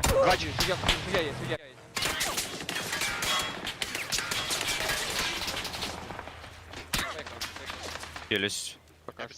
Под желтую станем? Можем, пацаны, под вас. Можем, пацаны, под вас. Под желтую? Можете, да, пробовать. Я смоки раскидываю. Буду вам стыкивать сейчас. I'm smoking. Нок на зеленую. No, nice knock. Knock. I love ice. Смог, Серег, очень важно. Я не... Жди, блядь, в БРДМе. Нету смока. It's kind of quiet. It was very focused, and the 3RDM rolls up, and they start talking at the same time. Because you hate to see that, Matt. When that 3RDM just rolls up, you know that you are in trouble. The Roach is hard to kill, and it's going to be coming with guys running behind it. That's exactly what's going on right now. Is Alpha just going to be using the lower sections of the hillside? They got the Panzerfaust a bit ready, so see if they were going to go peek back over to Nemesis. Nemesis, though, looks like they're just doing enough to make landfall. GK is pretty separated out. They could get picked apart just to the north of this, but it's really just about how Alpha wants to navigate pushing. And I think that they're going to go for more position into circle, or are they going to just keep playing the ridge? They keep going back and forth on it. The ridge is safe for now, but at least wait for the new circle to pop, as it is just a couple of seconds out. Where are we going to go? We're going to lean into the north and more open sections. We're going to go center, just make it fair. A little bit center-ish, so that should be fine. It's an Ozo circle, and that's where we're going to go. Now, that does make the BRDM a little less valuable. Normally, we talk about how it's a guaranteed third, but it's not so much when you've got to drive through the city where there's multiple levels of buildings that can shoot down, rain down, and knock you out. So that BRDM is not as comfortable as we normally see teams being with it. Meanwhile, Team Nemesis did manage to make it into this area, but the fight continues. Sosa does get a knock on Pow. Here comes the BRDM. Stade's got the Panzerfaust, but they've got one of their own. Shoots it down, gets a knock, goes for the spray. Stade! Oh, that just goes all wrong, as Alpha just going to get demolished by pretty much themselves. Godlike now going to use the opportunity, push the other side of it. Stayed in a lot of trouble. Blue Zone's on top of them, just trying to roll back the car, and that is going to be Godlike finding kills and getting control of the south. To the east, the Expendables have now spotted this out. Center of the circle is going to be Falcons, opting into a 2-2 split, but anyone's Legend is on the hunt for one of the GK members over into the west. Godlike really saw them in trouble and came over. Good for them. Read that third party, got in there at the right time, and actually was able to maximize the amount of kills. A lot of times lately, I feel like third parties have been resulting in 1 point, maybe 2. This time they got a bunch of utility. They also were able to get those points up on the board. Meanwhile, Haven goes ahead and gets a knock on Seongjang and the flush as well. So Godlike doing some stuff. I mean, 12 points in 2 games is unlike their performance last week. I mean, that's a good pickup. Anyone's Legend was pushing that building to go for Seongjang. So to be able to pick him off and get the kill on it, big victory for them. Free point that they might not have been able to establish for themselves. The Expendables now looks like they're going to opt into more of the lower ground defense to see if they can keep back Godlike. Remember that there's the oil derricks just directly on top of Godlike. Round structure, so not any firm cover that you can lean into. Anyone's Legend's going to be to the west of this. So Godlike, while being outside of the circle, and yes, right next to Pozo, doesn't have strong compounds in defense because no matter how they approach this, there's going to be vulnerabilities to either the Expendables or Anyone's Legend side. And then whenever you throw in the verticality now of what the Falcons have, a lot of paths have been denied out for Godlike. So they're going to have to either firefight through the Expendables or just try to find a way to use these round oil derricks to their benefit. And it looks like they're going to use the one that's more to the west and to the south to try to block off angles to Anyone's Legend to see if they can get now a bit closer on the Expendable side. But this is where it starts to get dicey. There is the building a bit more to the northwest, but they will have to push along the sides where Anyone's Legend is going to have clean vision on them. You know, Falcons are known to roost on the sides of mountains, but I think in this case, the third and fourth floor of an apartment complex is about as close as you're going to get in an urban ending. And so I love that they've taken the high ground. They've locked it up. They're in a good center position. No matter what this shift does, they should at least be inside of it, and they're going to be firmly inside of it, and the only team that is. Falcons now with a very strong win condition after a very tough day yesterday. This is going to be huge for them. Finally getting the circles, Falcons, in a circle where everybody is fighting in urban warfare and no kills are showing up anywhere near them. They've got one, and it is EJ.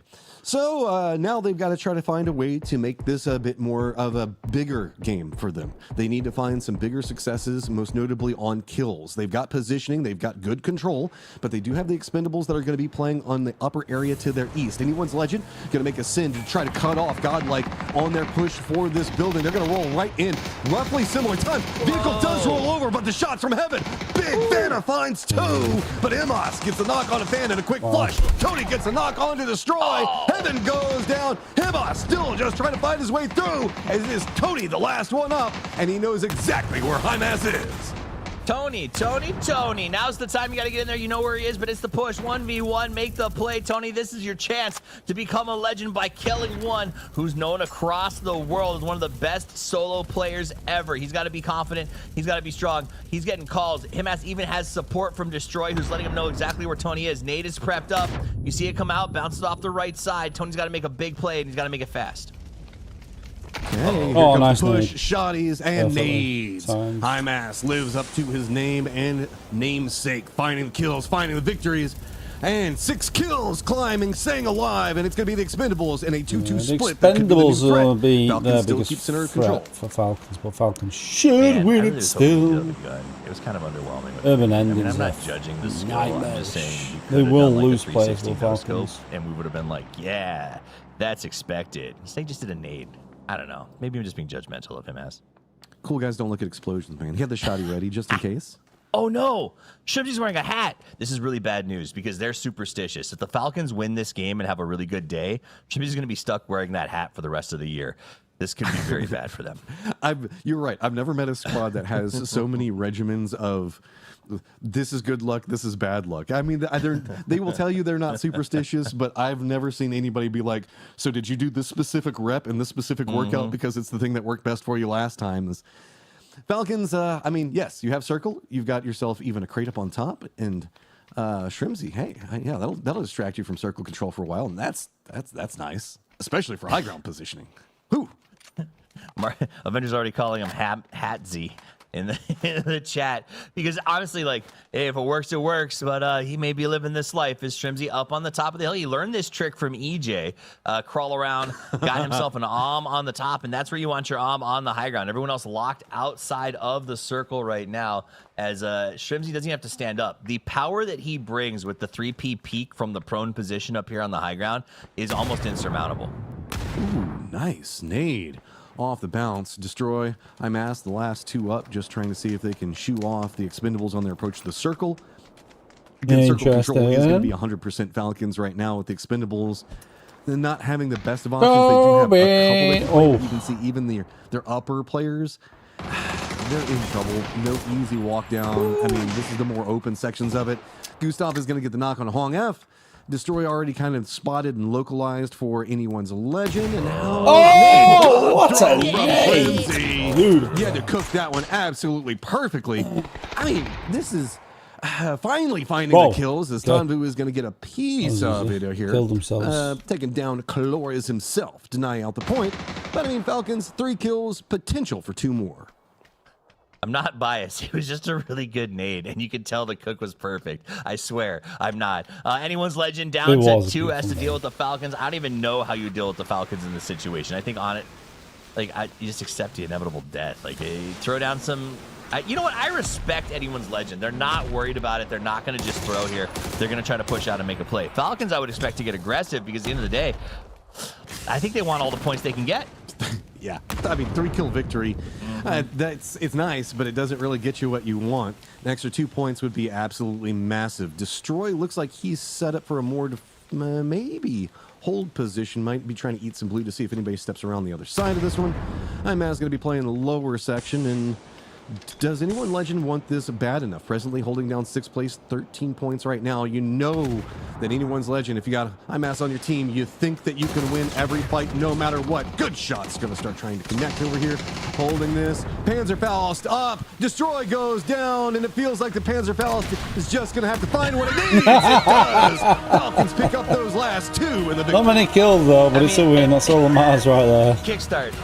For a man who complains all the time about the Panzerfaust and how ridiculous he finds it to be, he goes, this is why I hate it, grabs it, and just charges straight in to get the final kill with it. Let's get Martin, let's get Mark back in here. Avenger, what a game and what a way to finish, and now I think Shrimzy may never take the hat off.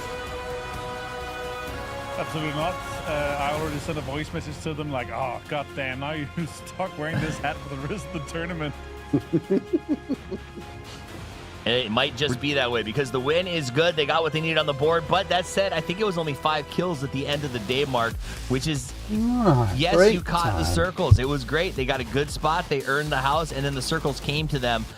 It's an underwhelming point count, but still a very good win. No, even if you look at the 30 points, 15 points, you take it, right? Exactly. It's halfway, you got a couple of points in game number 1. It feels something a bit different. I know we speak a lot about Falcons and how allergic to the zones they've been recently, right? They've got a zone.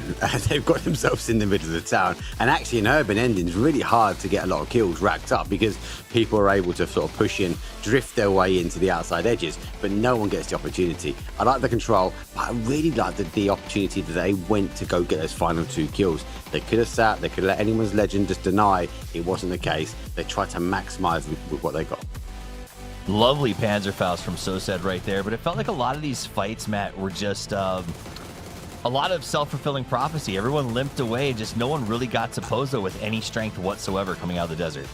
It was a lot of, man, I don't want to go to Pozo, and we're gate kept out, we're screwed. Let's just try to kill whatever we can find around us. And in some cases, Tycon, sometimes just taking down yourself, denying what you can there. That was a small misplay. It's fine. This was a messy game. There was also a lot of misplays similar to what we saw with Tycon. Not necessarily as big in that, but things that just didn't seem to work out for players and getting the angles. And it led to just these really weird fights, man. Like this one right here. Look at this. This is just kind of mess. Ah, man, I felt like they started so strong for Godlike when they opened up on that spray. Fauna got a double just to start it, and then it just kind of fell apart very quickly. I feel like they got excited or something, Avenger, and everybody just ran it at the same time and exposed their faces. Boom. that nade. I don't want to talk too much about Falcon, but the utility on the late game was fantastic. I love that. But also, yeah, it was a little bit of a rough overhaul circle. One kill here and there, but look at the damage on Tiggleton and the kangaroo jumps. I think it's just it's bred into him. Is that what it is? Is he intentionally doing kangaroo? Yeah, 100%. That's what it is. Okay. He's standing on the tail. He's standing on the tail. He did that for PNC as well, where he was jumping with his arms up like that. It was funny. I just love that he jumped into fight form so hard that the aftershocks last for about 30 seconds of just a light bounce. I'll say this though, Falcons did extremely well. Their first rotation, center circle first, pop, and then second circle they were center. Man of the match, him as sure, that's fine. You're gonna get that, obviously with the 5 kills here. But then the circle pop towards Pozo for circle 3. They pre-drive that as well, or semi-pre-drive it, get into Pozo, take the 5 stack away from, I think it was EJ from GK. I love to say that. And then they're able to lock that down. Sure, you have a hat that has a magnet on for the last of the game, but still, when you chase circles and you three circles in a row, progressively drive towards the center, you're in a fantastic spot, and I love that. When it works, right? In the past, we've seen them get picked off on those charges to the mid circle, but it did pan out. And I think having that stack taken away from EJ gave them so much utility. They played the late game very comfortably. They come out with the match leaderboard, 15 points for them. Gam the Expendables right behind at 13. Anyone's Legend at 12. Now, if we talk about teams, again, Alpha Gaming, Godlike, Gam the Expendables. Teams that had to sit and wait and watch and hope all week to get back into this stage are putting up numbers again. And when we get to the total leaderboard, we're going to see those results. 43 for Falcons, Virtus Pro in second at 41. 2 top teams we were surprised to be here in the first place are playing very well, Mark. This is wrong. Yeah, playing wrong. I think it's wrong? A little bit wrong, yeah. It's actually GK sitting on top with 29. Falcons are in second with 17. Gams on 17. Alpha's on 17. So actually, we're maybe predicting the future. We're maybe predicting the future. But that aside, this is the way every single Falcons fan sees the leaderboard, right? It's pre-recorded. Put your shoe on your head. It's pre-recorded. Falcon goggles. They were Falcon goggles for looking into the future. But actually, your point is valid because a lot of teams obviously coming in are doing really well. That end game was really strong. I did like where Godlike was. Obviously, our PNC All-Star Tony, aka console PUBG player. I think he'd be disappointed that they lost so many bodies and he was a bit far away because, yes, they're in 15 points now and they're in a good position, but I'd like them to be seen doing more. And if they had the numbers at the end, it could have been a different ending for them. Well, as we figure out how to get you the real leaderboard, we can tell you it's GK 29, Alpha 17, and down from there. We're going to check in very quickly with GK, our currently second place team over on the stage. Hello everyone, welcome to the interview. We're joined by Park Pro from GK Sports. Let's say hello to the audience. Hello. Welcome. And the question is about, because you're like leading in the leaderboard right now and in the top spot right now, how do you feel like? Is there any pressure to keep the momentum? 지금 우세 갖고 있는 것이잖아요. 그럼 혹시 압박감이 느끼시나요? 일단 서바이벌 이제 오면서 처음에 걱정했던 거는 초반이 중요하다 생각했는데 이제 첫 라운드에 이제 치킨을 먹게 되면서 저희가 좀 우세를 가져오고 이제 심리적으로도 또 안정돼가지고 2라운드 때부터는 그냥 편하게 하고 싶은 거 다 하고 있습니다. 来到生存战，我觉得初期会比较重要。然后我们在第一盘吃鸡了，所以我们现在心态比较稳的。I think it's the first about 1 or 2 match in the survival series is so important, and we won a chicken dinner in the first match, so we think like we're confident and we feel like cozy right now. And about the second question is like GK Sports in the PJ7's first stage, final stage, they played really good, but they just miss out on lifting the trophy. What did like Park Pro feel like? 지난주에 우승하지 못한 거에 어떤 생각이 있나요? 지난주에 이제 기회가 많이 주어졌다 생각하는데 저희가 이제 실수가 조금 생겼고 이제 이번 시즌 8을 시작하면서 또 파이널을 가게 되고 이번에는 실수 없이 완벽한 경기를 펼치는 게 제 소망입니다. 上个赛季我们觉得我们是有一定机会的，但是因为一些失误，那在这个赛季我们会再去到总决赛，我们会减少自己的失误，做到最好。We do think we can lift the trophy in the PGS 7 final stage, but we've made some mistakes and we'll learning from failure, so we'll do it better in this final stage. Good to see you here, Pup Pro, and see you in games. Hope best wishes for you. Bye bye. Bye bye.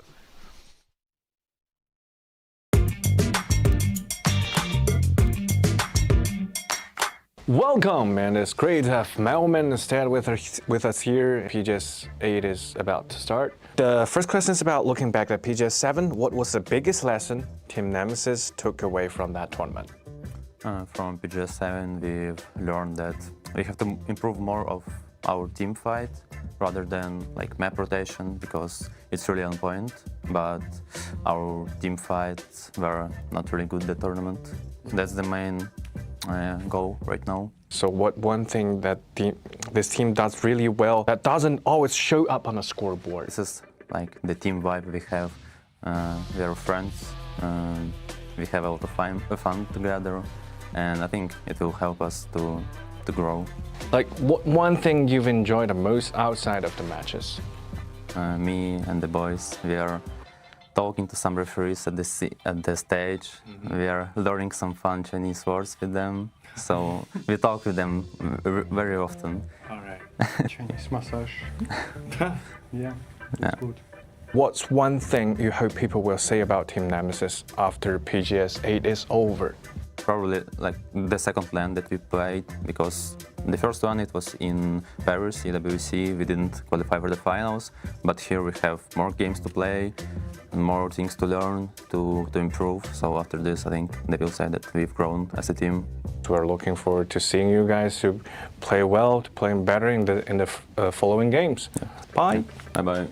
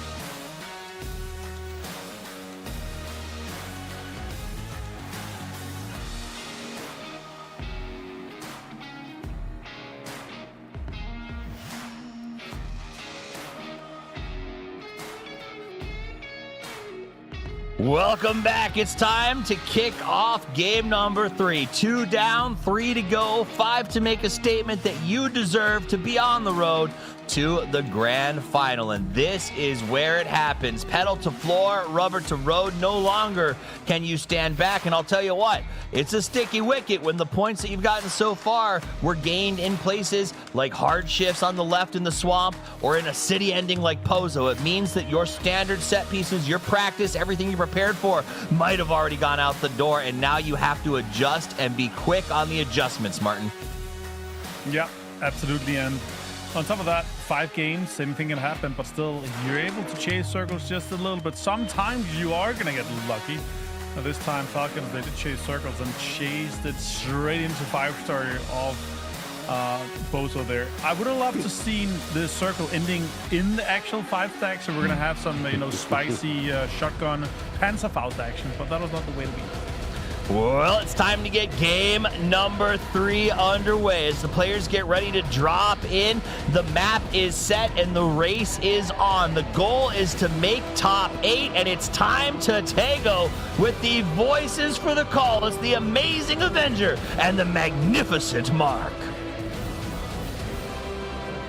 I way more prefer the way when you say Mark power. I think that's a way better way to do it, toughies. But thank you so much. We are going to be taking a Hosan prison up to Shipyard Circle here, Marky Mark. And you know what? This is going to be spicy. It's normally Mark Powers, he says. Actually, I let him go. He makes me shout every time. Anyway, flight path here for match number 3 is a southwest up towards the northeast. It will divide. There you go, in the middle, but it is over the halfway point. So for some of these teams that have had a successful first 2 games, they are in a more comfortable driving spot, but it's not safe yet. We are still looking, I suppose, towards that kind of 30-point cutoff, potentially, but we have to wait and see.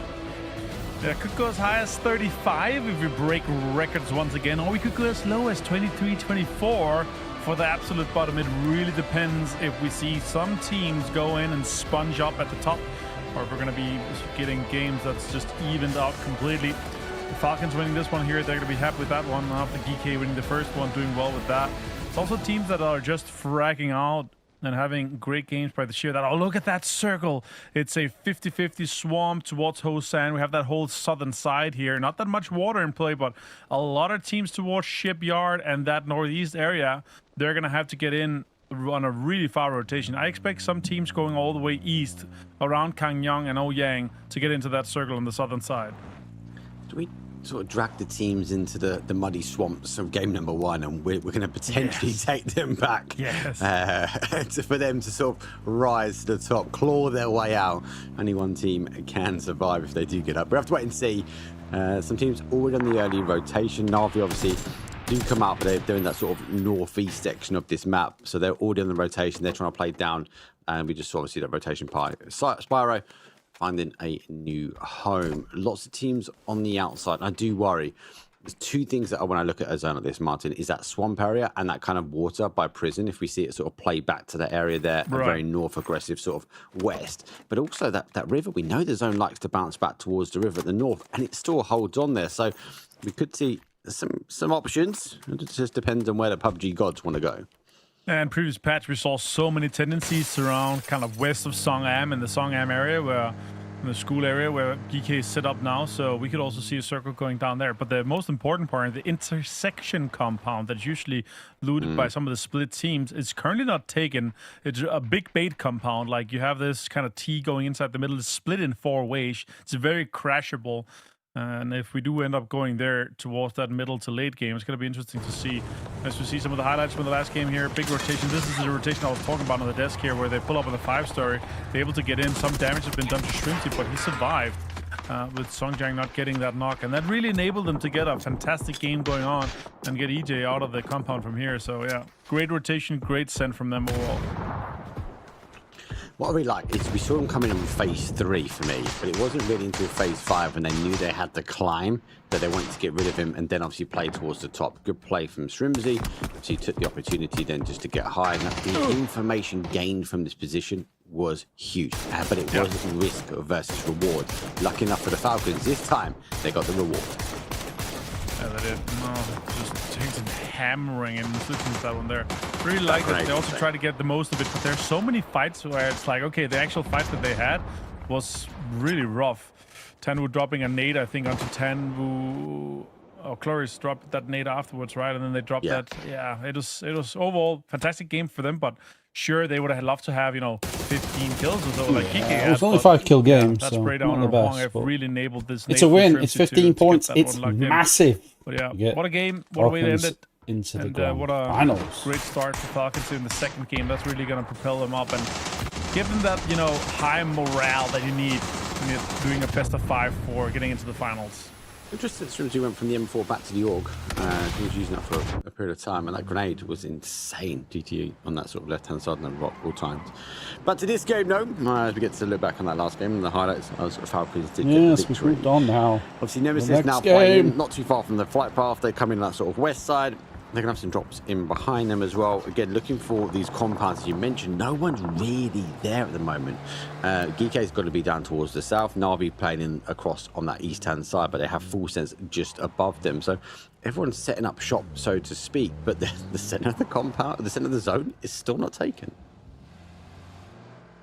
Yep, absolutely. And again, teams expect people and teams to be there. It's going to be drive scouted by some teams that's kind of center already, and then they're going to be like, oh, well, this compound is free, let's take it, I guess. Yeah, second guess it maybe at this point. Falcons, they drop out towards sort of airport. They are starting that rotation now as they will rotate all the way around on the east side, taking the long rotation path. Talu is not too far away from them. We have Team Vitality up by Shipyard. They haven't actually moved yet. They've only just about getting in their vehicles now, so they might be looking for that kind of emergency pickup. But again, come back to that point. Not all teams going towards the center. When teams like the Falcons, Vitality, etc., they come in late, they're going to be coming up against teams on the outside edge for phase 1. 4 a.m. Again, decent game for them on a angle now. On 5th place, 16 points. They're looking to double or so what they have currently. And there's a lot of team on the bottom 8 right now that we would expect to be inside. For our PGC defending world champions, good 2 games, 2 points. It's just not enough. It's just way less than what we expect from a team of that caliber. Na'Vi and 9, they would be and should be having way more points currently. But let's see what happens in this game and the next 2 after it for them to get into that final. It is a best of 5 today, right? We're in the survival stage, so yes, I'm with you. I'd expect Na'Vi to be higher up, but again, they weren't yesterday. They weren't playing yesterday. They didn't quite do it on the groups, right? So they've been sitting, watching, waiting to kind of show what they can bring to the table. Well, that's now. So 2 games, I'm going to say, are a little bit of a miss. Try and take these 1 versus 1s and argue for the space. They've got some space for this zone at the moment, so 1 good game will put them up in that top of that leaderboard. GK has been the standout team for me so far today. Shen trying to really maintain the control here of space that's not yet really high prio, but as the circle closes here in about a minute, we're going to see where we do really end up going. I'm just going to disengage completely and go towards Songam here. They might find Hwangif on the way in. Sol now with a 3 gear and a crate. There's a hybrid scope. He didn't take the support. That's crazy. You usually find a lot of good stuff in that.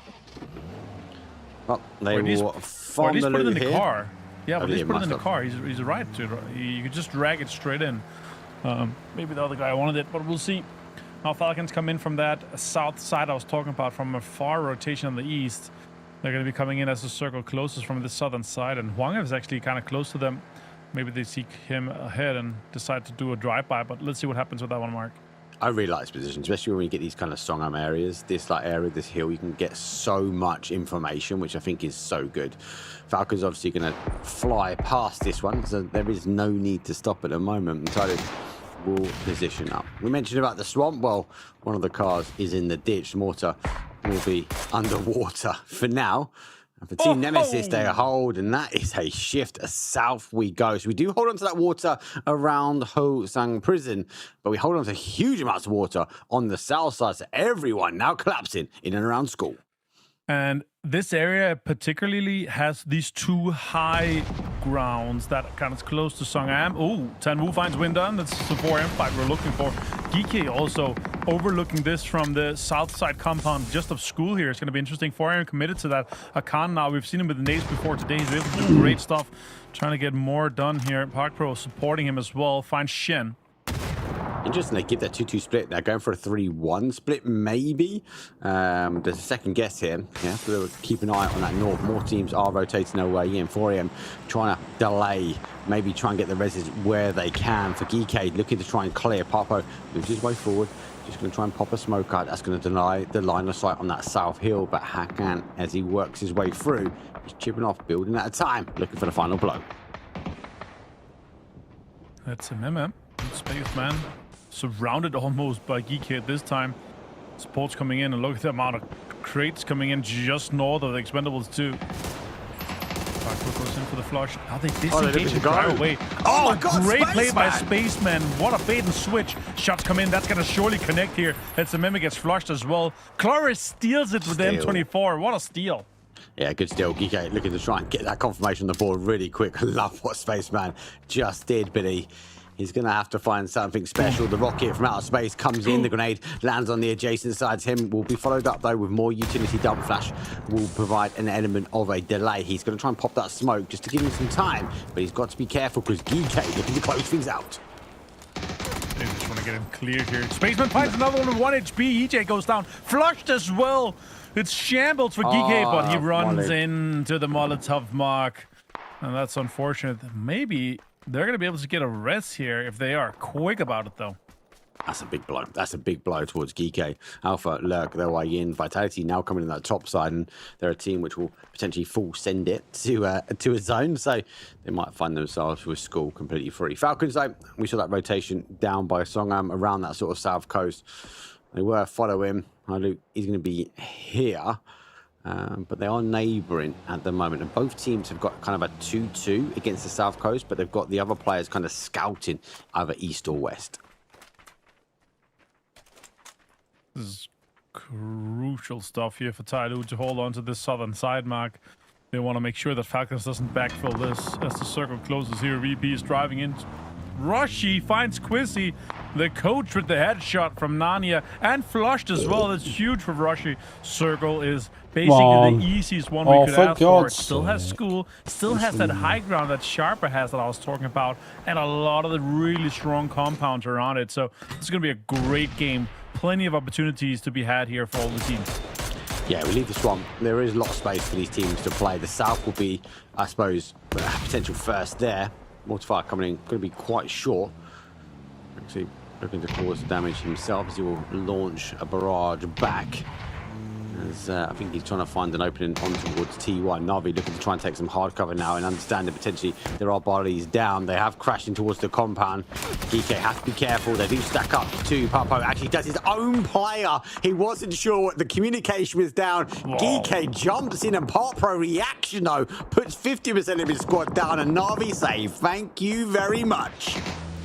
Easy play, easy pull up for Na'Vi here. Great kill feed read now. VP's driving in and close to T1. This could be some drive-by action happening here. Shots come in for Corexi. Heather returns though and gets him down. Type hits raining and Type goes down to it himself. It's falling apart here for both VP and for T1 at the same time.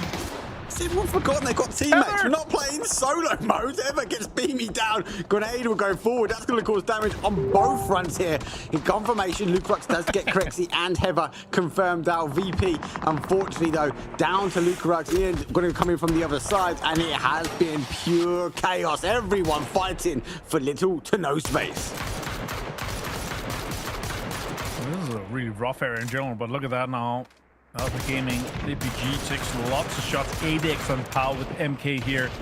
Able to spray those smokes quite easily. It's going to be a disengage from Lucarux. He's quite central. If he's able to mole himself up a little bit, Mark, he might be able to get a little bit deeper in terms of placement points. I can't wait for the highlight reel for this one. It's going to be more friendly fire than actual kills. T1 taking themselves out completely. VP trying to claim the points, but now down to Lucarux. Now he has to try and find somewhere to hide, trying to centralize up. He's get a couple of shots though from Alpha. That's coming in from that compound. Obviously, Na'Vi got a complete free pass to the south side of zone. Popo, unfortunate, but again, good reaction speed. Falcons, bit of space on the southeast corner. Probably looking to do the same on the southwest. So we've got these teams going down. Really, eyes will go towards the north as Full Sends open things up with anyone's legends. Flash Fan still win. This is, as you said, really crucial. Look at the reaction. Look at the reaction. Don't get me wrong, right? He did take his own player out, but the reaction speed, no thought process, pull the trigger, put him down. It's got to be gutted. It has got to be gutted. And then this is, oh my days, it's a destruction derby. And T1 taking themselves out again. It seemed they'll both be happy with this one. You can see Type as the car got hit by a VP player. I thought it was Type that did something, but it actually just hit the car just after they exited. But we do have a southern shift here, and this is going to be a fantastic circle. Both School, the mini palace south of School, and the high ground that Sharper is holding on to is still inside here. Great area to be had. Tons of terrain to play, Mark. I love this one. It is. It's been the area these teams are fighting for. And for Sharper, they will up and over the top. Lucarux will fall. 14 in place here for VP. It's sit on 13 points. Match number 3. I hope, I pray we don't leave it to the last game for a qualifying hit or miss. You're saying they want the extra reps. They maybe want the pressure also applied. Darkmire tries to get the last player from Ian out. That rogue mortar might hit in anyone's Legends player. Look at this. Oh, okay, pull up from Delvin, finds ENT. One is out, but that would have been beautiful if that mortar hit anyone's Legends as they were driving in. They now hold a little bit of the northern side here. All 4 alive. This could be the kind of game that anyone's Legends actually turns up and get tons of kills from.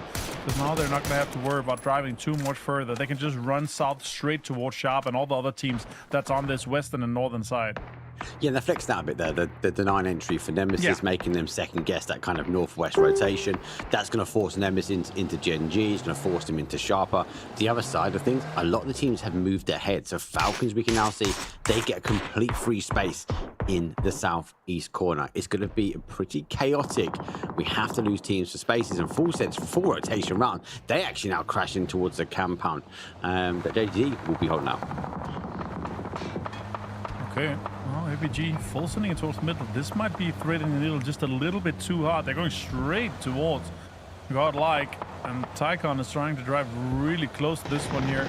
Not a lot of space to be played. The car's already smoking. Utilities being thrown out as well. They're going to have to turn around. They're going straight towards Na'Vi. This could be detrimental for them. Oh, look at that. Gen G also finding lots of Nemesis players. Diffix down, Sosa down, Stay down as well. Yeah, look, these teams trying to fight for space now. Unfortunately for Melbourne, he has to tuck tail and run back the way he came. It's giving him a bit of breathing room. He has a second look now, sees anyone's Legend who looking trying for that third party, trying to secure that actually Nemesis play in towards Gen G. Gen G get a complete free swipe, and that actually stops potential for anyone's Legend to work their way in. Oh, look at all that utility being committed by Na'Vi to APG.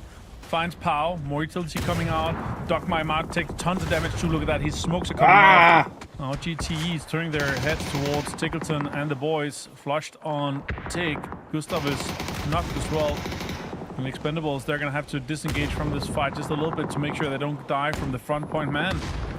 They don't die from the front point man. Gustav is down. Shrimps in kick, store remain. Let's jump in actually with the Falcons comms because they now need to hold this push coming in from the east.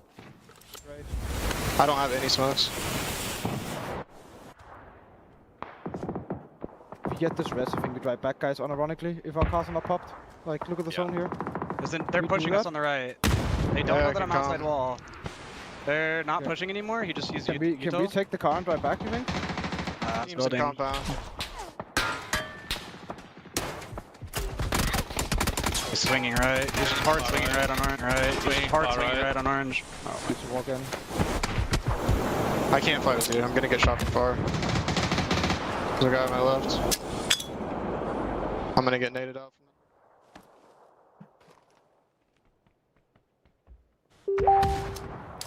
The next circle popped for Falcons with that, and the way that they played it on that southeast side, that ridge would actually worked out quite well for them. So Gustav said, let's try to disengage. Maybe take the cars and get back here.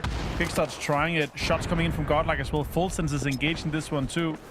They're going to have to try to make a play. Maybe they can hold out all the other teams trying to get in.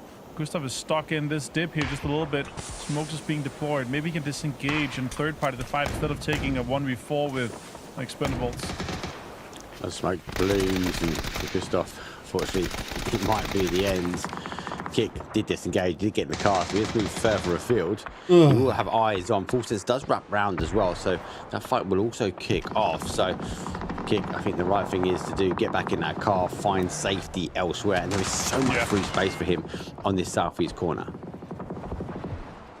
Yeah, this is actually a great spot for him. Oh, unfortunate that the car started rolling that far, but yeah, he's going to be able to survive for quite a while. There's nobody on the south side. But yeah, they're looking to try to maintain and get some damage and get some kills. Get some damage and get some kills. GT was good here. Boostic finds Tycon. Spyro goes down to Pow. Now Navi's fighting APG. Coverage right there. The charge. Ferris though gets the damage. Spray goes around the corner, but smoke gives him the cover that's needed. He's got level 3 vest. We'll go for the charge. Try and find the information. Boostic now on the inside as well. He gets one. Exchanges now for the second. He has to go for the reload. Makes the dance around the outside edge. He stacks up. 1 versus 1. Ferris gets the better of him. Quick rest here might be possible. I think he has like just 12 seconds and then he has to start running, but with Vitality is looking at it as well from the northern side. Now Wonga finds multiple full senses falling apart, and anyone's Legends and Sharper is again fighting in this case here. Shapalu, we've seen great things from him so far. Oh, he gets third-partied from Gen G, Mark. Yeah, Gen G just sitting on that sort of west side. They can look in on this fight. Anyone's Legend obviously hoping for that nemesis fight with them and getting advantage. They've been held out. The Sharper looking to try and hold the line. The shots will come through. Let's find it in. Cam, unfortunately, will take things out, and that'll be the final team leaving that east side, and it won't be long before, unfortunately, we see Kick will fall. 8th place for him. For Falcons, though, it is a placement point, but that's about it. Yeah, unfortunate for them. No kills. 1 placement points is fine. Keeps them in the top 5 currently, but it's going to be a little bit shorter. Actually, I think Gen G gets a good game here. Fana finds Quizzy and Levante with some utility here. Good commitment from him. It's very open train, though. Very, very open ending here. And on themselves outside, they get a bit of freedom and movement. Anyone's Legend, again, applying pressure. And it kind of feels like that's the mindset they need to be. He's constantly chasing zone, constantly sort of shooting at players that are sitting in front of him. And that's the style. If they've left to their own devices, they get a couple of kills and they go out and or they get an early death with rotation. They find themselves now in placement points, up to 5 kills. Yes, they're down bodies, but they've got eyesight now. Vitality need to move in. They don't need to take the fight with Godlike just yet, but they're playing off the blue edge. Really good play here from Anyone's Legend. Absolutely. Now Himas trying to get engaged and getting close to this. Look at the damage doing. Oh my god, Clarius finds low, my bad. And now Himas can try to engage even further on this. Boostic steals it even. Great play from him. And trying to get into this. Oh my god, so much good shots coming in. Tanmu finds Himas. And now it's down to just destroy and delve in. A little bit rough for them as Godlike is really holding onto the center quite well. Vitality had a long rotation here and somehow they found safety until the zone shifted south one more time. Dedox, the final player now. Good shots though towards Na'Vi. Again, Boostic and Dedox going head to head. Grenade will go back the other way just to try and delay the opportunity for Anyone's Legend to get rid of Team Vitality. As I suppose for them, it's 1 more kill, 1 more double up, because if they get the player, they get the placement as well.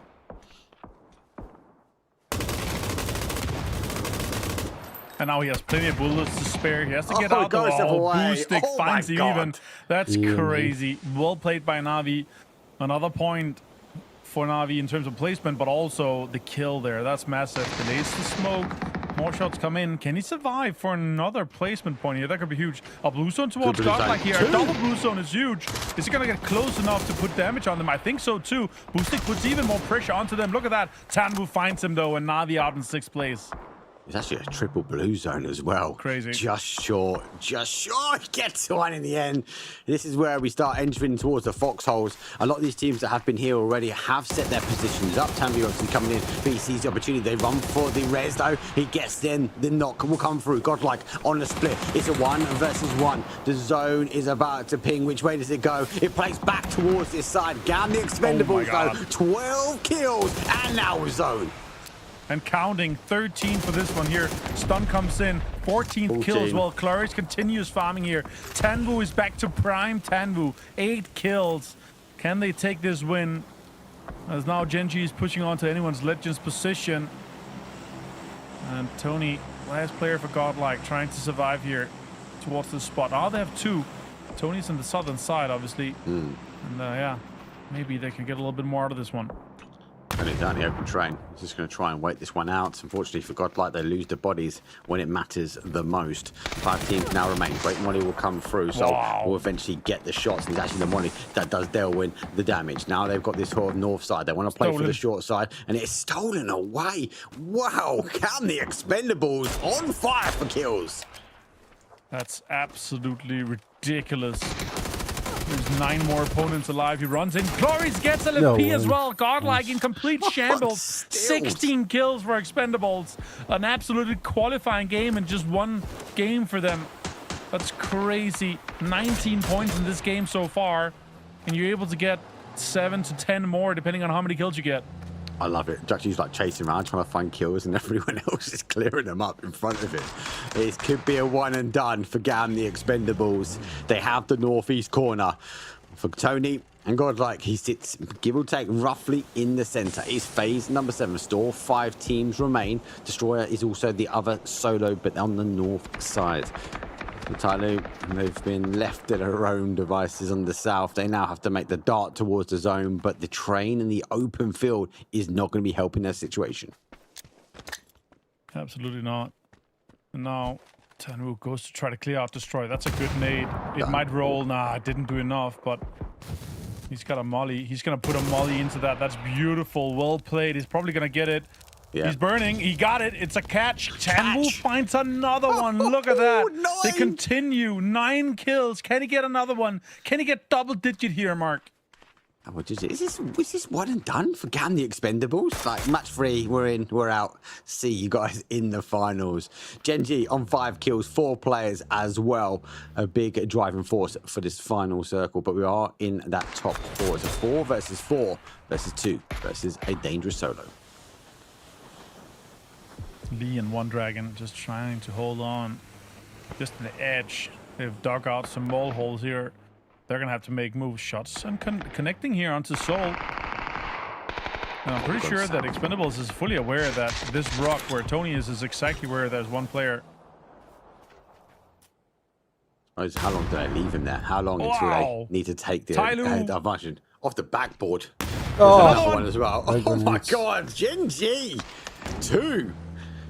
3 points come through, backboard straight in. Damage though, Tanvu will try and fall for. It's a 10 kill though for Tanvu and for Gam the Expendables. It's a straight head-to-head, a duke out, 4 versus 4. If they win this, 10 kills and 22 kills, that's a one and done mark, I should say. That would be crazy. Already on 41 points. Now they can bully the rest of the lobby.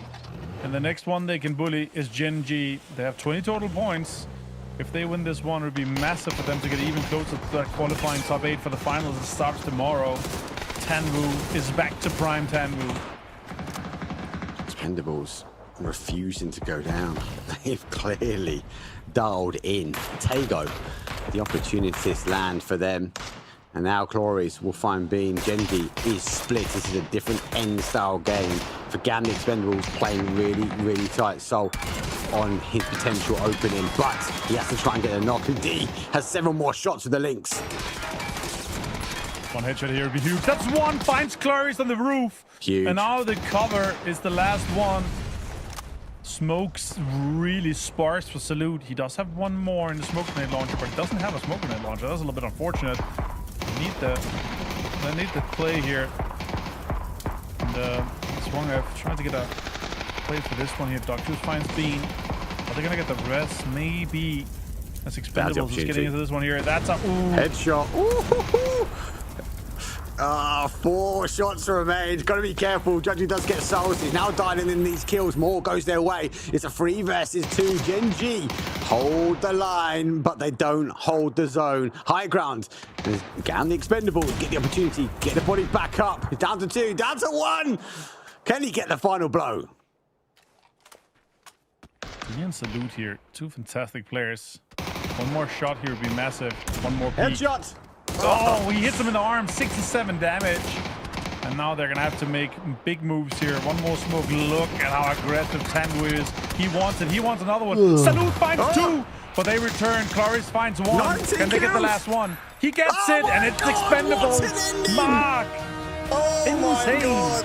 Martin, that is a one and done. Insane kills. We've got a record-breaking game, but for Gam the Expendables, my oh my, unhinged from this game.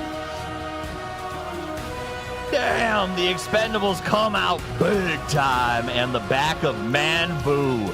Huge kill count, huge battle. These guys had to sit, they had to watch, they had to wait, and they came back today to play. Because while this is a single game qualifier matchup, it's not just this game. They had 17 going into this, so they've had a good day across the board. I mean, Expendables, whenever they're on, they are one of the most fun teams to watch because it's just dynamic movement and overt aggression into people's faces. Whenever it doesn't work, though, man, it kind of implodes. But that's what you get whenever you're an Expendables fan. It's going to be one or the other. The double-edged sword is a blast. And this is the big come up for the Expendables. Is now we are definitely going to be seeing them in the final stage. Whew, that was hot. That was a good game, Martin. That was fun to watch them. But also that end game, that chess match of a back and forth was great. Yeah, it was. And everything started south of school, the mini palace. As in Expendables, they were able to absolutely destroy everyone. I did not see them coming out with 4 people off that situation, with Falcons, with Full Sense, with potentially even Na'Vi going that direction, but it didn't happen. And they were able to just frag out. What a way to do it. More than a third of the lobby, guys. I just want to jump in for a second because we did. I was given. I'm like, we saw on the kill feed that Type knocked like himself and one of his players. I was like, what happened there? A car did hit him, as you saw on the replay. Hit their car that he had just gotten out of, so he got credit for knocking somebody. So just want to count that because I saw Chad also kind of ripping him apart on it. That was funny. I mean, I saw him scratching his head after it happened, right? That video was going, what, guys? It's come on, lads. Come on. Right? I mean, they're having a tough day, man. I think they're at 2 points before that match even started. And for a team that was built to really thrive in the TPP world, they've yet to do so. So that has been tough to see. Now, that said, seeing Gen G in the final 2, is it 1 point before this game? Is that what you said? They were 2. 1 point. Okay. No, maybe it was maybe 1. T1 kill. Jeesh. Okay, so you know what? We're gonna not talk. Poor guy. I'm just gonna let them have this time to mourn themselves. I was excited to see Gen G though putting up some numbers here to make some plays. To see D getting involved. These guys are. I feel like maybe their comms are a little more on point, or maybe it's just that he had a Lynx. But they were putting up some good numbers, and they got really involved here and made a little fight for Gam at the end. Yeah. Mark.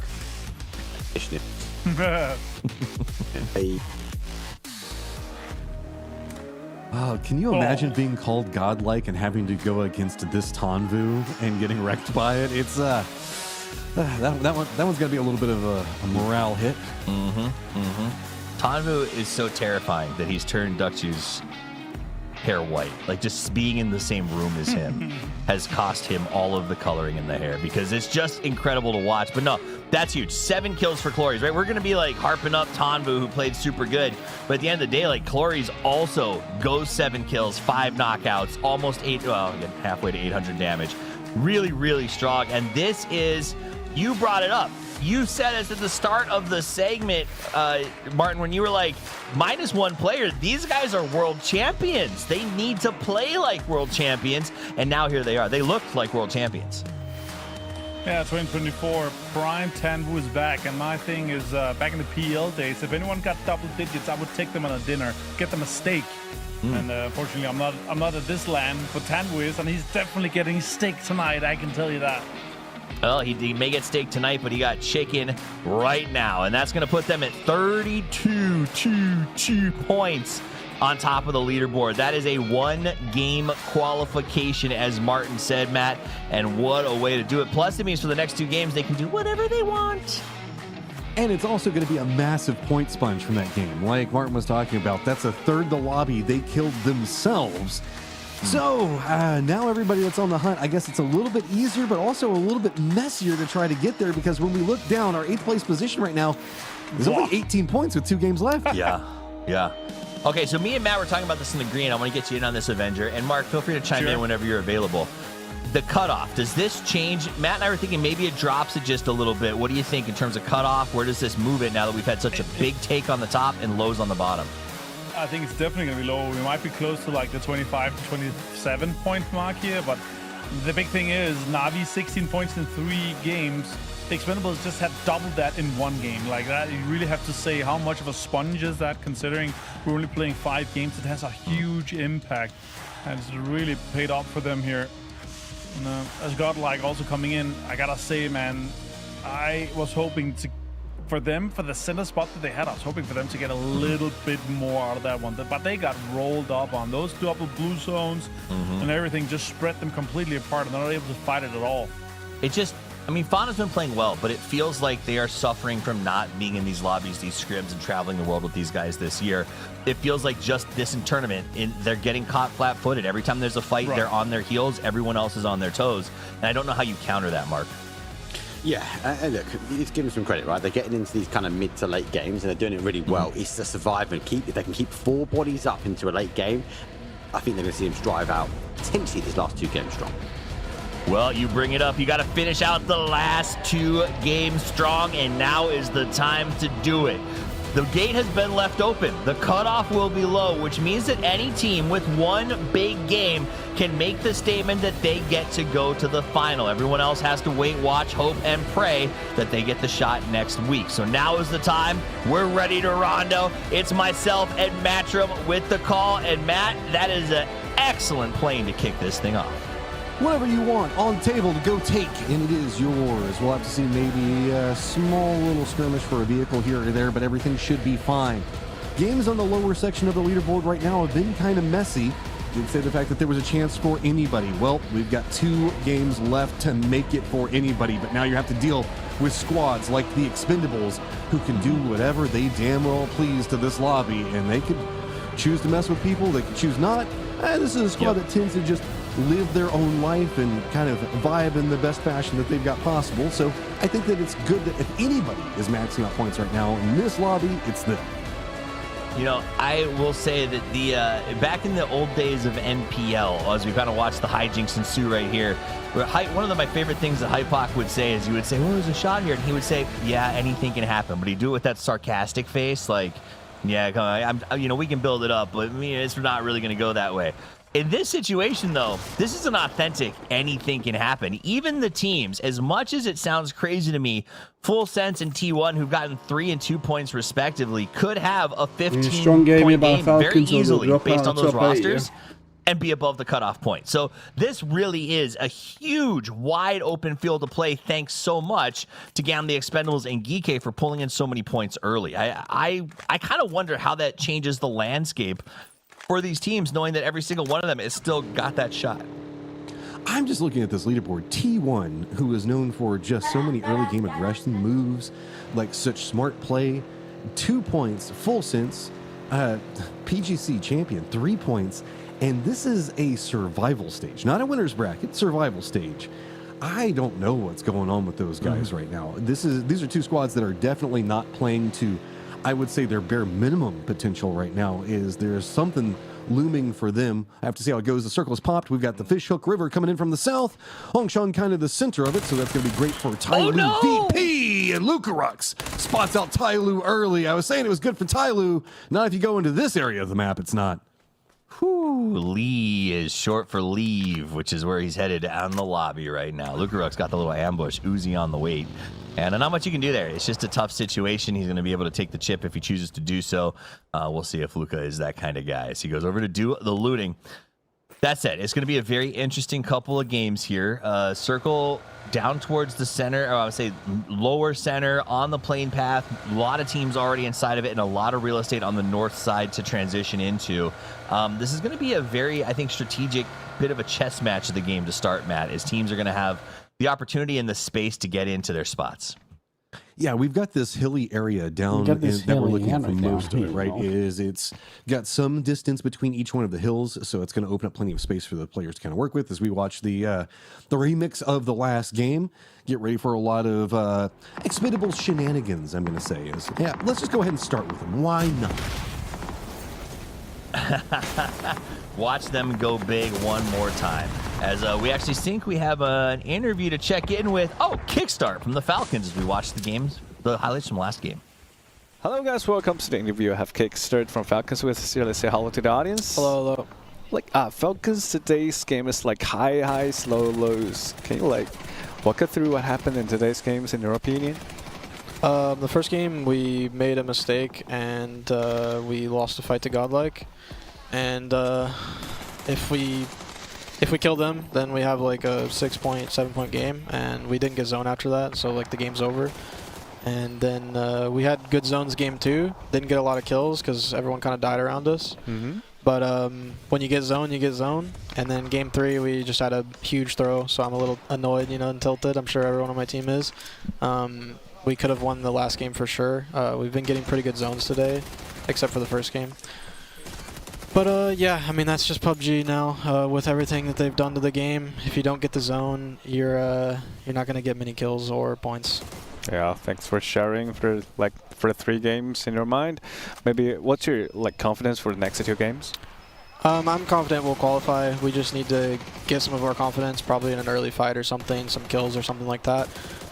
But with the zone luck we've had today, I'm not expecting to get any more zones, so hopefully we get a few kills and we get past around 30 points and qualify. Okay. Hope you'll see you in the finals. After all, see you in games. Bye. See ya. You know, it's a fascinating interview, and I'm not saying that I disagree with Kickstart in terms of how you do have to have some luck, or a lot of luck to win nowadays. But I do notice that there is a difference between some teams, Matt, and how they're approaching that of you have to have luck versus like manage it as best you can and win no matter what. It's a fascinating development over the last patch. Looks like we were about to have a little bit of an ambush breakout, but it is going to be Tiggleton that catches at the end, all by his lonesome. Oh, yeah, T1 got a little bit too close to the hillside. This is a good spot for defense on the start. Also pretty centered coming up. DK we keep bouncing over to because they've got 4 Angry Men down below them. And that is going to be Shin getting spotted out and taken down. The other members for 4 Angry Men going to be more to the south and to the east of this position. Spaceman's trying to see if he can use the bridge to get in next to Rin, but it's going to be held down by Sharper. So I do agree is it did, like, we've seen Kick in that interview. I want to say tilted, but you can see that there's frustration. No, yeah, I think it's on execution. Blue chip execution, Matt. Goodbye, my friend, my sweet prince. Shin's good. Sign of respect. Yeah, I respect the sign. That's true. Let's think of it that way. When someone destroys your blue chip, it is a sign of respect. So that's what happened there. And I do think, I was interested to hear that. I will also say you saw Nemesis's numbers today, their interviews earlier, when we ran some post-game interviews from yesterday. They seemed really kind of down and talking about communication. I've heard a lot of teams talking about that. And it kind of makes me wonder to a certain extent. I think the changing and shift to meta has been devastating as some players have been around for a long time, especially system-driven players. But also, the amount of time on the road by PGC, that number will be 8 months that these players have been on the road together. It seems like it may be taking a toll on interpersonal relationships. Without a doubt. I mean, there's the saying that hotels kill teams more than any form of gameplay will in esports, just because when you spend that long on the road, it's just going to slowly get at you. You know, like, it's the same thing as kind of being in a relationship with a girlfriend / boyfriend. And, you know, the first couple of weeks, everything's great in the honeymoon phase. That's where the term comes from. And then as it progresses, 3 months on the road, and you're like, no, I don't want McDonald's again for the 13th time, guys. We need to go and get something else that's healthier. And everybody starts arguing with each other. It's it can be a thing. Yep.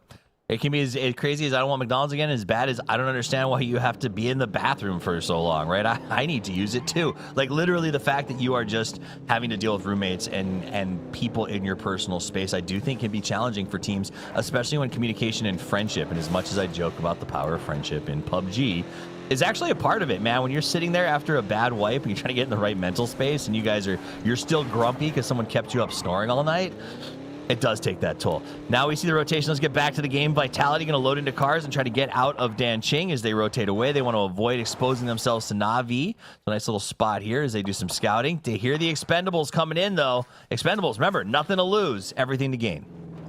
Yeah, so many micro firefights brewing as new circles popped over to the north. You can see it is going to be Falcons, Anyone's Legend T1, all rotating maybe along a similar path to Gen G, where we've got the river that's going to be coming into the west around Hongshuan, and the fish hook, as we call it, it's going to deny out a lot of potential approaches. There are a couple of like footpaths and different ways you can take that. Nemesis does look like they're going to opt into the more northwestern one, and then we're going to have Gen G wrapping in back behind them. Godlike is also approaching back behind Anyone's Legend. So Hongshuan getting a lot of focus. It is going to be VP making the send there first. Sharper's going to be pretty close with now Falcons back behind them. External to that, of course, we've got the Vitality Na'Vi situation that's brewing with the Expendables that you were just talking about, but that's been abandoned by the Circle. So really, can these guys get any separation? Is now eyes onto the Circle. Ooh. This is pretty centered up. Alpha gets here first and denies it for the Falcons. They do. A nice little take here. Falcons has to replan. You heard that talk with Kickstart. They're trying to adjust on the fly. They've had a good day today. They caught the circles, which means Shrimsy will never take that hat off again as long as he lives. And he is going to jump into that container. Na'Vi locked up. Vitality has finally come up against them. He's got the nade prepped. Throws it up over the top, but it's a 2v1, Matt. Oh, the nade goes a bit far. Trying to go for the peek around, keep it safe. So Levante is going to find it. That's going to give them control over this spot for now, but you can see the Expendables are still looming back behind it. This is a firefight that is not inside the safe zone, so the Expendables, they can just sit here as long as they want. They've got nothing to lose, and it's two squads playing for livelihood. Here comes the attack. Na'Vi in, double barrel in the hand, goes for the spray right out of the gauge. The crash comes, can't get the knock. He finally gets it. Hello Mike gets Ferris down. He goes for the second. It doesn't seem like they know he's over on the left side because there was firing from the building as well. Then up on the hill, Hong F is putting in some work on the Vitality Na'Vi fight because third parties is how we live our life. Okay, Vitality, you've got control over the compounds. Starting to make the push onto the side of Na'Vi to see if you can finish this one out. We are still in phase 2, so you can eat some blue zone damage, but now you know, with the kill feed showing it, that the expendables are looming around your compound. That's going to make it even scarier. Also, you're trapped in here with Hakatori. The Hakatori can make a big game for himself. We haven't seen it really happening so far, but presently holding down that 9th place position. Hakatori wants this. He knows that he's in trouble. It's going to be hard to get points from this point forward, so he needs to get something here out of anywhere, and Duck Juice is going to try to help. Hakatori going to go ahead and float around. He really prefers right side shoulder peaks over left as he flips around this side, chose not to go to the other. He does get a little bit of an angle here, but Vitality is just so spread out on this cover, and Hwang F up on that high ground has just been a real problem for everyone in this fight. He's sending it down here. He's trying to get into a better spot to see if he can catch Vitality. Hakatori's playing the other side. Tanfu is going to spout out Quizzy. And Vitality, after winning the firefight, is getting absolutely destroyed by the Expendables, who are anything if but expendable right now. They can just do so many crazy things, and this is terrifying for everybody else in the lobby. And the thing is, like, if they lose people, they don't care at this point, right? So they can come in, they can create this poltergeist or this scenario where everyone is worried about them. Duck Juice up on the high ground with that spray there, kind of a look back at it, but it is just insane. 4 men finally eliminated. How much they can do when they are ahead. Oh no, he's got a pan. He's claiming with the pan. There's not even anybody in there. He just wants to blow stuff up. Hey, I mean, if you're already qualified, 52 points, sure, I'd be doing the same thing. Let's see how many like cheeky C4 plays you can make or anything else. Is now Godlike going to make the crash on a Tai Lu. One Dragon trying to retreat, but he is all by himself over here right now. He's got the wall and defense from support at range, but Tony's just going to peek around, takes too much damage. Kong's going to find him. Fana does get the knock onto One Dragon. Flush quickly to follow. Should be potentially resible as now the Expendables just going to go ahead and make sure to deny it. Poor old Hakatori is just trapped here, man. He's just stuck. 3 chips go bye-bye, and that is the end of the res. Gam, the Expendables may have taken a lot of damage doing this to him, but there's no chance they'd let him get away. They did it in front of the last player. That's just mean. Like, these guys are cruel. I love that. I love that. Because it doesn't matter. They are basically saying, we don't want you in the final. I would rather blow up these 3 chips and hold you than deal with you tomorrow. And I mean, respect given, respect due. I mean, it's a big detriment right now to Na'Vi as well as Vitality both, as they are limping into the circle, each with 1 player up, and blue chips being denied means that it is just playing survival, and now a lot leans into the next game, and what could potentially happen is, okay, Tai Lu, weakened, Godlike just down below you. We've got Anyone's Legend to the north.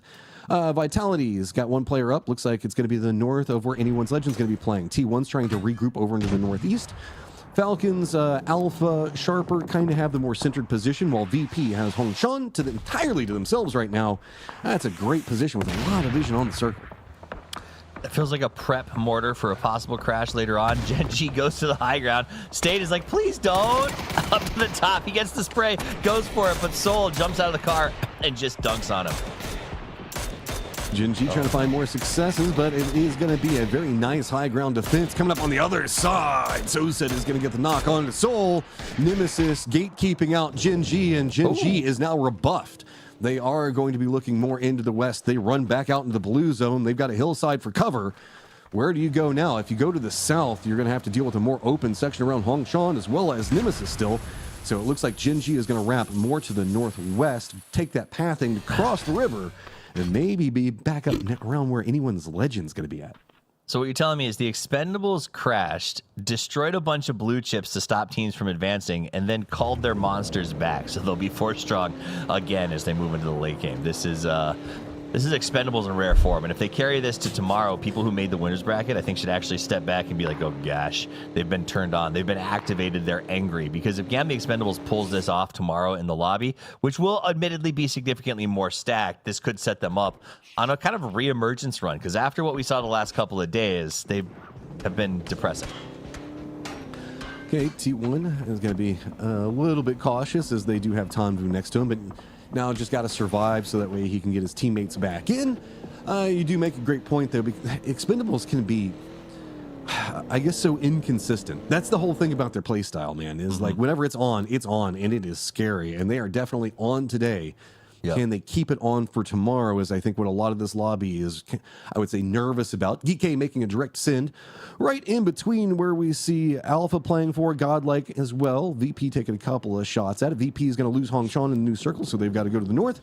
Falcon's going to have to make their way into the circle as well. Maybe we're kind of held back from where we can see Alpha playing from, but full sense, nowhere to go. They're going to go to the north, right in between the Expendables, and put themselves very close to T1. Levante is spending a lot of resources just to last as long as he can, and what's really hurting is that anyone's legend just has to sit here and wait by the blue. They're watching, they're just holding. Meanwhile, let's jump over to full sets. They come by Heather. Heather had the Panzerfaust. Boom, goes the dynamite. Down goes the Thanadol. He's flushed and dumped. T1 gets the ambush to start this 3v4 now. T1 needs points here, and they need this victory. Full sense. Now, between the two of them, this is just trying to see if you can fight for survival or any decent chance going into the last game. T1, very few options. They're just going to move more into the circle, try to use this little bit of cover that they've got. Falcons trying to brave the circle themselves, just barely inside it with a couple of their players. Gustav trying to defend. That's going to be Full Sense in a lot of trouble, and very few options in front of them. They've got the T1 side, anyone's legend also trying to hold them back. Falcons as well as Alpha now all starting to take shots at them, and I don't even know. This is too open section of the circle. I don't know how they get into this without just taking even more casualties. Casualties are going to be the name of the game with this circle on the way around it. Diffex gets a nice nade prepped up here. He wants to take the fight back to Gen G. Salute's going to dodge as he gets to the side here. The fight between Nemesis and Gen G has been ongoing for a little while now as they do continue to try to dismantle each other. Sharper also in a fight with VP elsewhere on the map that should be pretty interesting if Nemesis and Gen G can finally separate themselves. Here we go. Finally, they have withdrawn, and Nemesis will have to re-rotate. Full Sense is eliminated, 3 points, and it's getting worse. Nemesis continuing to punish down onto VP. There's going to be Sharper on the other side of this, but it looks like Nemesis trying to find some successes over here and try to keep control of the area that has kind of been theirs for a while. I mean, not this specific area, but kind of the southwest is what they've been trying to keep on lock. VP having to deal with the more defended position on approach. If they can manage to hold it together, this is a great section of the circle, but two different teams, two different angles, making it scary as we pull more to the compound. Falcons in vehicle is going to stop right as soon as they get there. Damn, the Expendables are going to get eliminated, but Falcons in trouble because Alpha's putting on the pressure. That is a big mortar coming up from Kong. They dug him out, but Tyloo is prepping the mortar strike, and they just go, well, you killed the Expendables, but I'm fine with killing you. And they go ahead and throw those in there, get a bunch of knocks, and maybe Tiggleton, if he can stop this push by Ian, can get back for some reses. But the explosions just keep coming. He's down to 3. The teams arrive, but he makes it go boom.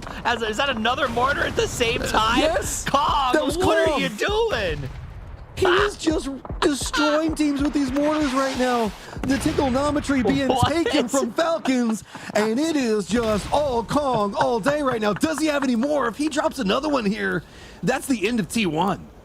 Kong throwing giant-sized bananas across the map, and he's like literally waiting for the crashes. So he's maximizing the value on every mortar toss, and now they're creating a red zone with grenades as it's raining on raining, and T1 is going to get massacred. Massacred! I mean, T1's just trying to chain res, and it's I'd say Falcons in trouble in this final game. It's better than it was. It's, anyone's legend, not going to get too much more involved. VP DK might going to be not gatekeepers qualify. of the center of the circle. Tyloo's still going to be over here next to Godlike, as well as Gen G in the compound position. So T1 has one of their players back up. Still has to deal with the high ground. Anyone's legend. Hymas has himself a mortar. I have no idea where this one's going to be going. Couldn't be straight onto T1. Why not? I hope they do it, and then I hope they crash that spot, and then I hope Kong's got another mortar targeted in as a response. It would be highly entertaining. All right, here it comes. You said the same tier. Let's see if they can dodge it. T1's juking. Oh, Asarayukin. All right, just one. It's fine, Heather. Do you go for the res yet again? That one actually looks pretty good on angle. It looks like he was already kind of planning for them to go to the side. No, it doesn't quite connect. So next one following in. Doesn't connect, but Heather's getting nervous. This is where you commit into the res. You could have had it by now, but it's just mortars eat away at the mental and makes you think that you can't. Right? And there's a point where you just have to be like, I'm just gonna go ahead and try to stick it. Like there's nothing else here. Meanwhile, we got APG down inside of the hole, getting shots from Destroy. Anyone's Legend seems to have seen their compatriots blow up in the last game and says, I want to be more aggressive. I want to go back to being Anyone's Legend. And they have. They've been far more proactive in trying to take fights and get those picks. Oh, T1 just playing in the cursed section of the map right now, but it looks like it's finally calming down. Maybe they have cleansed it, exercised it. Is more no. Is this really godlike from across the circle also going after T1? Oh, it looks good. Oh my god, it never stops. Bad mortar. You know, it's only because so many mortars have been so good. Hey, his was right, much further away. His is the hardest one so far. He's got more. He went back. He reset, his plan, and now he's gonna get in the cars and continue with his transition. Had to use those 3 mortars before they got out of range. Come on. Oh, look at that. Just what's that called? Terraforming. Yeah, actually, very good call on it. Yeah, they're just completely rebuilding it all. Is now Alpha gatekeeping back poor old shell-shocked T1 over here is. I don't think that there's any vehicles that still work in this area, so it's just going to be whatever smokes they've got. And Kong, what do you also have Panzerfaust? What? Hausker also has a Panzerfaust? Tyloo is just blowing up the world right now. Kong barely needs guns. Kong just needs things that go boom as he climbs the tower and just absolutely rattles everyone's cages. Here's a little replay on the Kong shot as he goes from the high to the low and goes, hello, Falcons, goodbye. This is that crash, T1. Oh, right on. So brutal for Kong. Meanwhile, a lot of kills over on the other side of the map as Alpha Gaming is eliminated. Yep, T1 still just trying to cling to life. Doesn't feel too good over here. Anyone's Legend's trying to push in. Geek doesn't have the best sight lines onto him just yet. Tyloo is still just trying to keep an eye. Remember that we have Godlike that's holding the southern section of the compound. Sharper as well as D still alive for Gen G on the other side. So it's just really how Anyone's Legend is going to navigate this GK push, and it looks like they're just going to run right down in the face of the lower section of it. This leaves EJ up on top with some form of control, but he still has to deal with Dylan. They roll right up into the face. GK letting this happen due to the smokes and the way the smokes have settled in. They're all stacked on top of each other. This is just kind of gone all weird. Anyone's Legend is coming in full rage face with that crash. Akon trying to put in some work. T1 off in the distance. It's almost like these two teams have said, let's just deal with Anyone's Legend and figure it out from there. As Akon and EJ, the last two standing from DK, he stands back up, goes after Heather, does get the burn down. That's the end to T1. And he's going to try to finish off this fight with Anyone's Legend, get a flush down and dusted. GK able to pull in some points.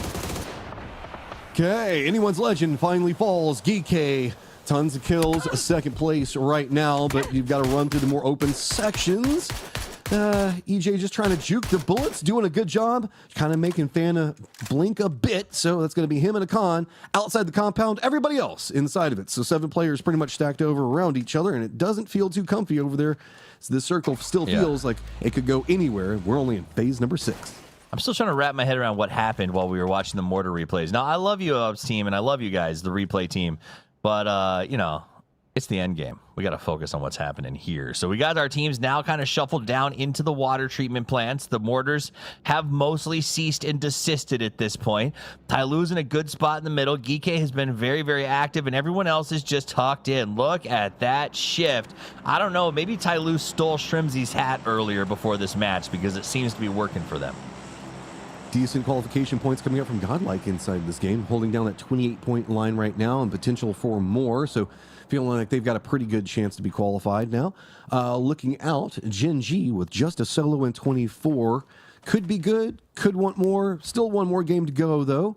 Tyloo making the best of a bad situation, holding down that 14 points right now. But, I mean, the mortar's been paying off. Panzerfaust's been paying off, but they've got a pretty decent spot in control of the north, the only ones inside of this building. So remember the way that this is set. There's going to be Tyloo's building that's kind of isolated, and then it leads more into where the oil derricks and kind of the warehouse situation is, where Godlike as well as Sharper and Gen G are at. Outside of it all is going to be Geek. So really it's terrain control potential for Tyloo. This is the prime example of why you don't want to be in the survival stage. The survival stage is pure chaos, right? And this is exactly what we're getting today. Also worth noting, Matt, most of the teams alive are in the top and essentially qualified or close to it, which means that the cutoffs are going to be absolutely bananas for the last game. 8th 7th down are at 19-14 with striking distance even in the bottom 3 spots. I don't know how the end goes here, but it is going to be wild in the final. I mean, we've got wild in the teams Isles. presently tied at 19 points, right at our cut line for top 8. What are we even looking at? This is going to be absolutely crazy. Sharper with Thunder still alive. Maybe he can find something else, but it feels like it's Godlike to the south as well as Tyloo to the north that has the most control on this one. GK just trying to creep their way in and dodge the sight lines. EJ doesn't have too many more options, so it looks like he's just going to try to send it, get into point. Can Kong defend? Good shot comes up from Akan, pops him right in the head. Tony does spot out EJ, though, and he falls at the wall, so it's just Akan up and can't even make it to his brother. I don't know. It looks like Godlike's just got him held back. That was beautiful, though. Akan goes full Gallagher and just smashes that melon. Is Tony up here trying to put a little bit of counter work on him, but he's got to be careful. He knows how powerful that Lynx can be and has to keep his head down because of it. Nice job. EJ is going to go out, and I don't know that there's many options out there in that distance for him to try to get in outside of some crazy picks. How many nades and explosives do Tyloo have? They have just been sitting here just dropping them on everybody. This is absolutely nuts. Circle pops on them as well. So Godlike's got to deal with the solos, holding down an oil derrick as Thunder's on the low section of it and D's on the high section of it. And all right, so Godlike, you still have a little bit of your building in place, so you don't have to move too much. And Thunder's, I guess that outer wall is still going to be playable, but man, yeah, good luck dealing with D. I don't know if they turn off voice chat, but if I'm D, I'm queued up and I'm saying, man, let's just not fight right now. Like we're surrounded, man. We're surrounded. But it's not to be. Thunders is not going to give up. He's going to go into that corner spot, keep throwing some stuff up on the high ground. Nade comes up and over because he's giving away his position. Haven's been watching those grenades fly, and Fauna's able to land that shot to put another kill count on the board. Godlike in 3rd place, Matchroom. Yep, that is a big day for them. This is significantly better than what we saw coming out the first survival series. So now finding a little bit more, I guess, trust in themselves. This is a lot more what we were kind of talking about, right? They just like to take control over a certain section of the map and then just keep it on lock for as long as possible without having to move. They usually do that by keeping great reads on the circle. And that's exactly what's happening here. They've just managed to make it into later stages. We're finally in that phase number 8. Problem is, Godlike's pretty stacked on top of each other, and it is going to be going up against the explosive Tyloo. America's always looking good in the losers bracket. Now we could just transfer that over to the final. That would be wonderful. Here we go. Ooh, that's a Lynx with the peak. Tyloo is in a pretty good, dude. Tyloo is locked in. They've only got 2 players, but Kong. I don't understand how Kong's only got 3 kills after the debacle of what he laid down explosively in this game. People stealing his kills. Explosions get the knock, and everybody just stealing them away. He earned those with quality mortar explosions. Yeah. We need more. Chat's tilted right now because we're talking about quality mortar shots. Quality mortar. Well, this is PUBG Mortar Grounds. It is what it is, man. There's mortars everywhere. There's corpses of mortars everywhere. This is just how you adjust, and it's going to be crazy. The game adjusts. We've got upcoming LMG meta on the way. It's going to shift the way that the games are played. Accuracy through volume is going to become a thing. Prepare, adjust. That's how PUBG works these days, and if you are behind the times, I guess you're just going to lose. K-Kong up because he's got his explosives. He's got fire still. Goes for the spray, uses a molly, forces D out, who's in the smoke, but he's got the vision, and Kong makes it 4. Okay, we're down to pretty much what we expected. Fauna is going to spot out 1, so Husker's going to go down. That leaves K-Kong, the last one up in a 1v3. How many explosions does he have? No, he's going to die as he lived. Explosions rain down upon his head. And Godlike take the victory and are feeling great. Godlike wins. They choose who to give the high fives to. Their coach comes charging in, excited. The hope of the Americas. Godlike takes the victory. The chicken dinner. Let's pull Mark and Martin back into here to talk about how amazing Godlike is. Mark. Well, look, it's all about keeping those numbers up in that mid to late game, and they did it this time. Yes, they lost 1, but they denied the opportunity for people crashing in, and I think that was key. When we look back on the last 2 games, we had teams take away their position, and that forced their hand. This one, it felt like more control, and you can see it. It's a well-fought victory. Well-fought victory for Brazil as they come out. It was a crazy game. So many explosions, Martin. So many explosions. I mean, that's what you get. That's what you get when you have this north of Hongshan ending. It's overall, it's a rough area to kind of play. If you're not locking down the oil barrels or the parking garage or any of the compounds around it, that's kind of high ground and low ground, and all the teams get punished. And you know what? Godlike was promised to win today. We thought it was last game, but it had to be this game instead here. And yeah, Heather and T1, they defended that well. But yeah, what a way to do it for Godlike here. I actually thought Ty Lu was going to be able to lock this one in, and Kong, what a great amount of mortars he got. This one was insane. That was right on the top of the car. The rogue mortar. I mean, okay, first, I got to be a little bit leery about giving that many props because he had it targeted in on one, and then everyone just kept driving to the spot. Don't take it away. It was outstanding. So get back in the box. Yes, it's like when Poro stands there with an M249 and just sprays in a straight line and people run across the gap in front of him. You know, it is what it is. Double Panzer on Gen G. They're also like, okay, yeah, I guess we can't do anything about that. They just have 2 Panzers. You can't double nade as well, but it's not so much more about the gun skill at the moment. It's very much about the utility and the nades and the panzers and the mortars, and they're so good with it. I've seen some people propose that you should double the weight of mortars and double the weight of nades so we can see more gunshots, because the amount of gun skill in these guys are insane. But yeah, mortars was so fun to see in this game.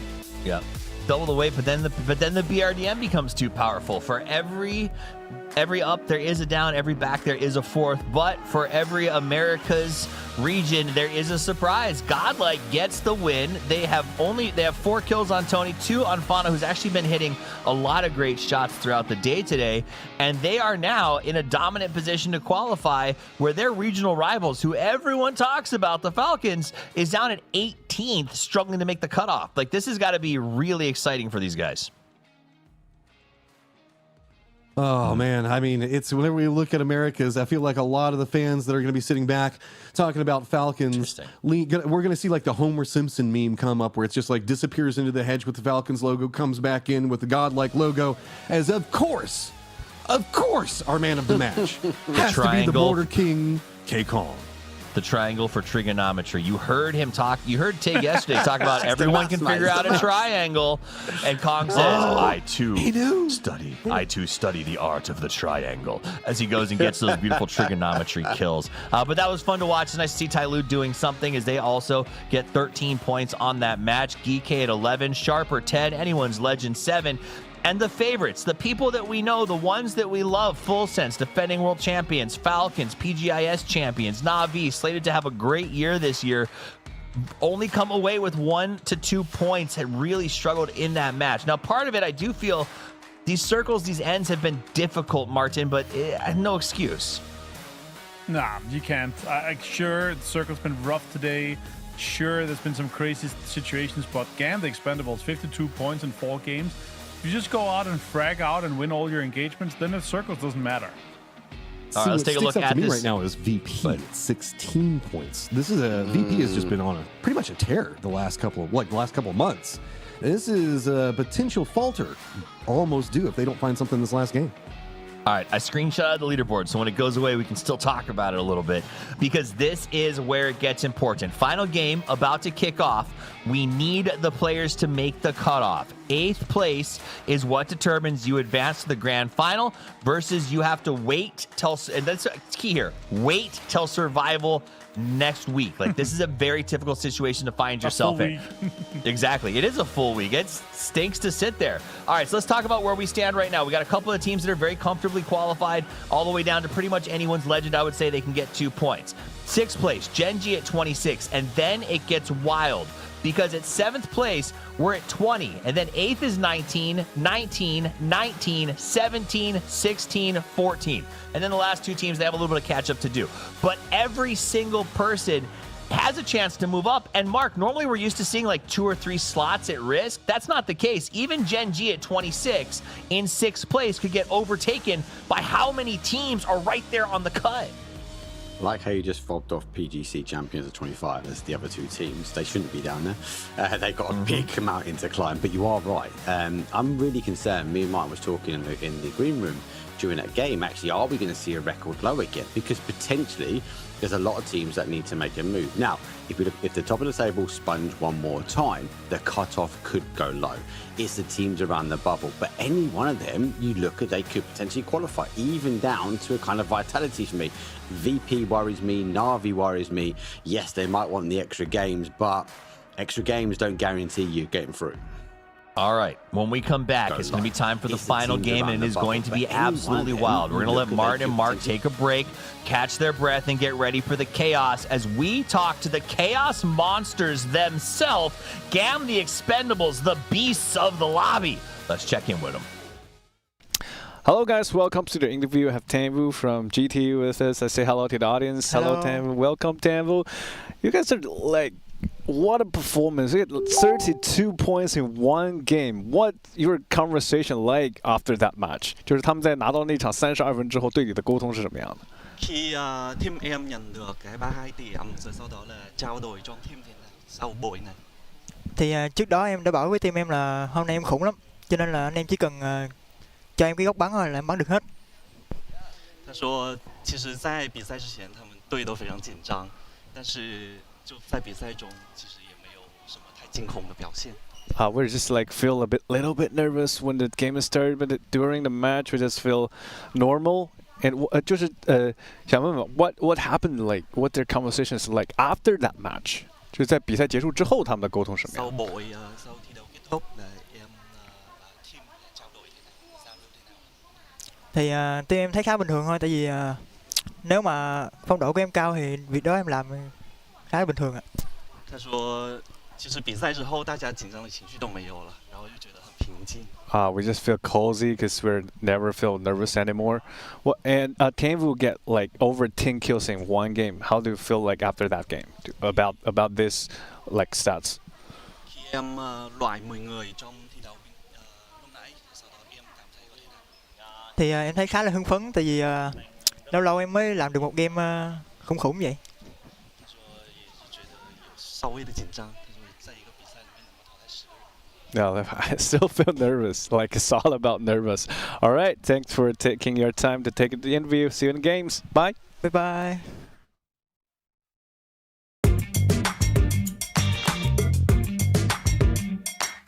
Welcome. We are having Luke and Cowboy with us. Hello. Great to have both here, and let's talk about how things have been going. PJ7, what's the biggest lesson that Team Liquid wanted to bring to this event? I think a big focus on like our individual mistakes and also just our general team play is going to help us a lot, and that's kind of what killed us in the last tournament. And bring the energy up a little more. Focus on individual play too. It's a big thing we talked about. It's still like early in the tournament. What one thing you're already happy with about team's performance? Not too much. We made the finals. That's okay. But other than that, we got a lot more to prove. So obviously we want to get top 8, but if we can qualify for the PGS 9 finals, that'd be good. But what's one quality you think makes this roster work so well together? Experience, I'll say. Nielo and Petty have been together for a very long time, so that helps. Yeah. Brotherhood, family, we get along pretty well.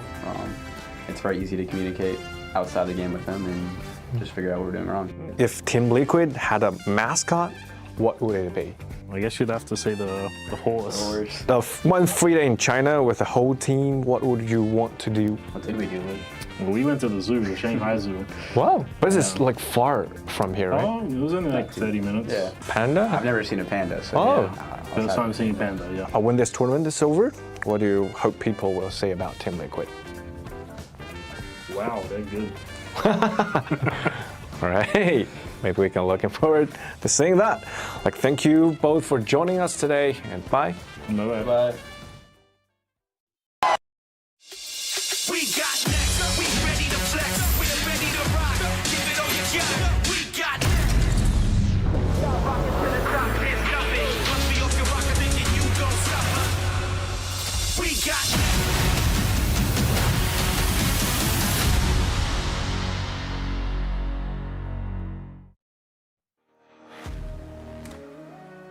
this is the moment. This is what is important. One game left to play, a leaderboard that is in chaos, and a small jump for anyone to take the chance to go from the bottom to the top and earn their spot in the final. My name's Topies. I'm joined by Matchroom, Avenger, and Mark Powers as we get Mark Power. I think there's two of you as we get into the first game or the last game of the day. I'll also say this: sign me up for whenever they decide to make the web series about Cowboys life. Meeting pandas for the first time, going cowboy shopping in Austin. It's going to be a good time. Wow, that's straight to game. All right, boys, let's just leave it at that. I'm going to turn it over to the two masterminds. It's going to be Mark Powers and Martin Avenger as they get us into game number 5 on the grassy pastures. They'll explain what's on the line. They'll explain how close the race is. Settle back, grab a coffee, and get ready, because it's time to rumble.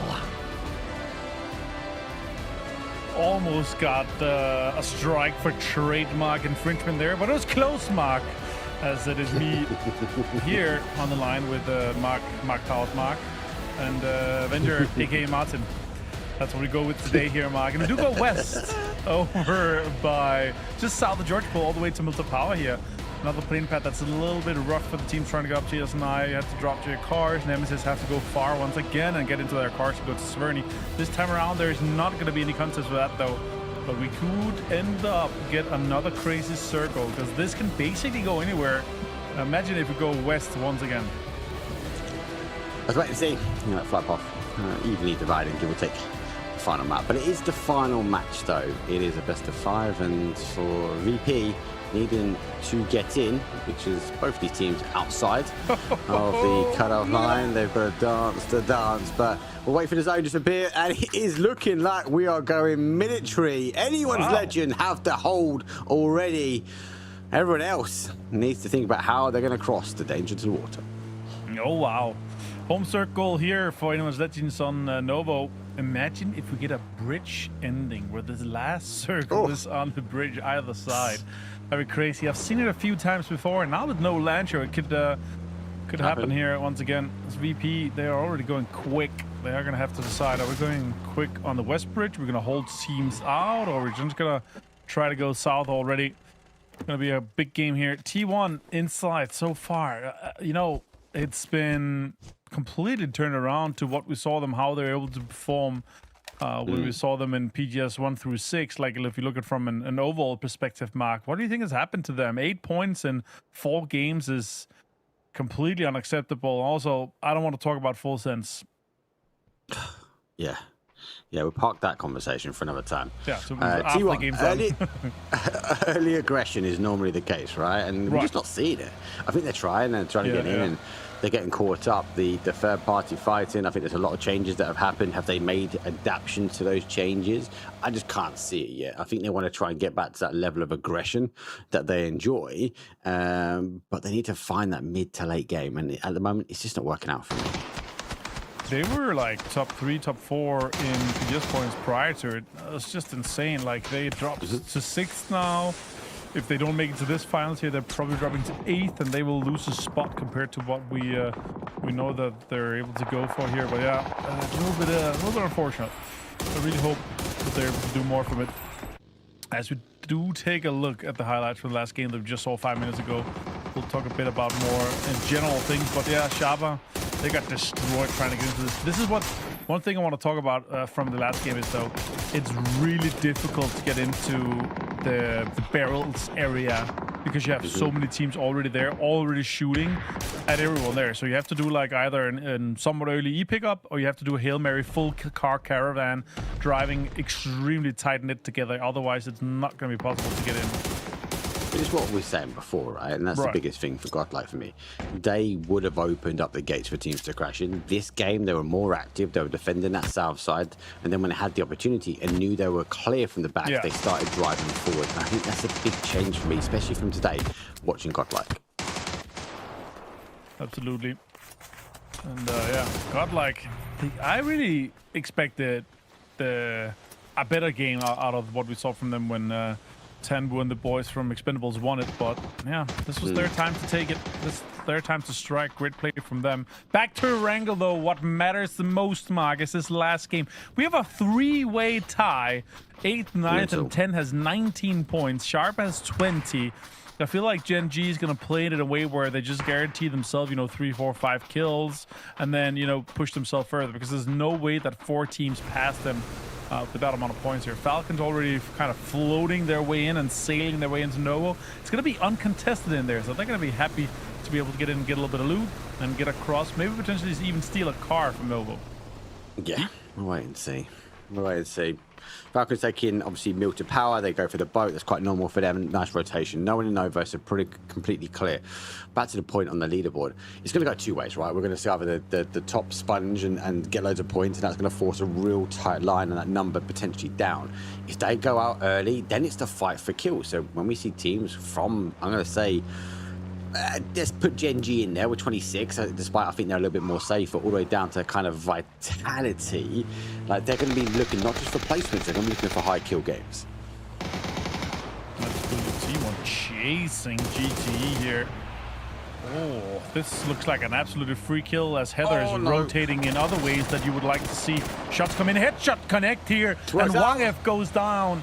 Our leaders in this lobby losing 1 player. They're going to send everything they have because they don't care. They're already qualified. Now it's time for a strike back to T1, surely.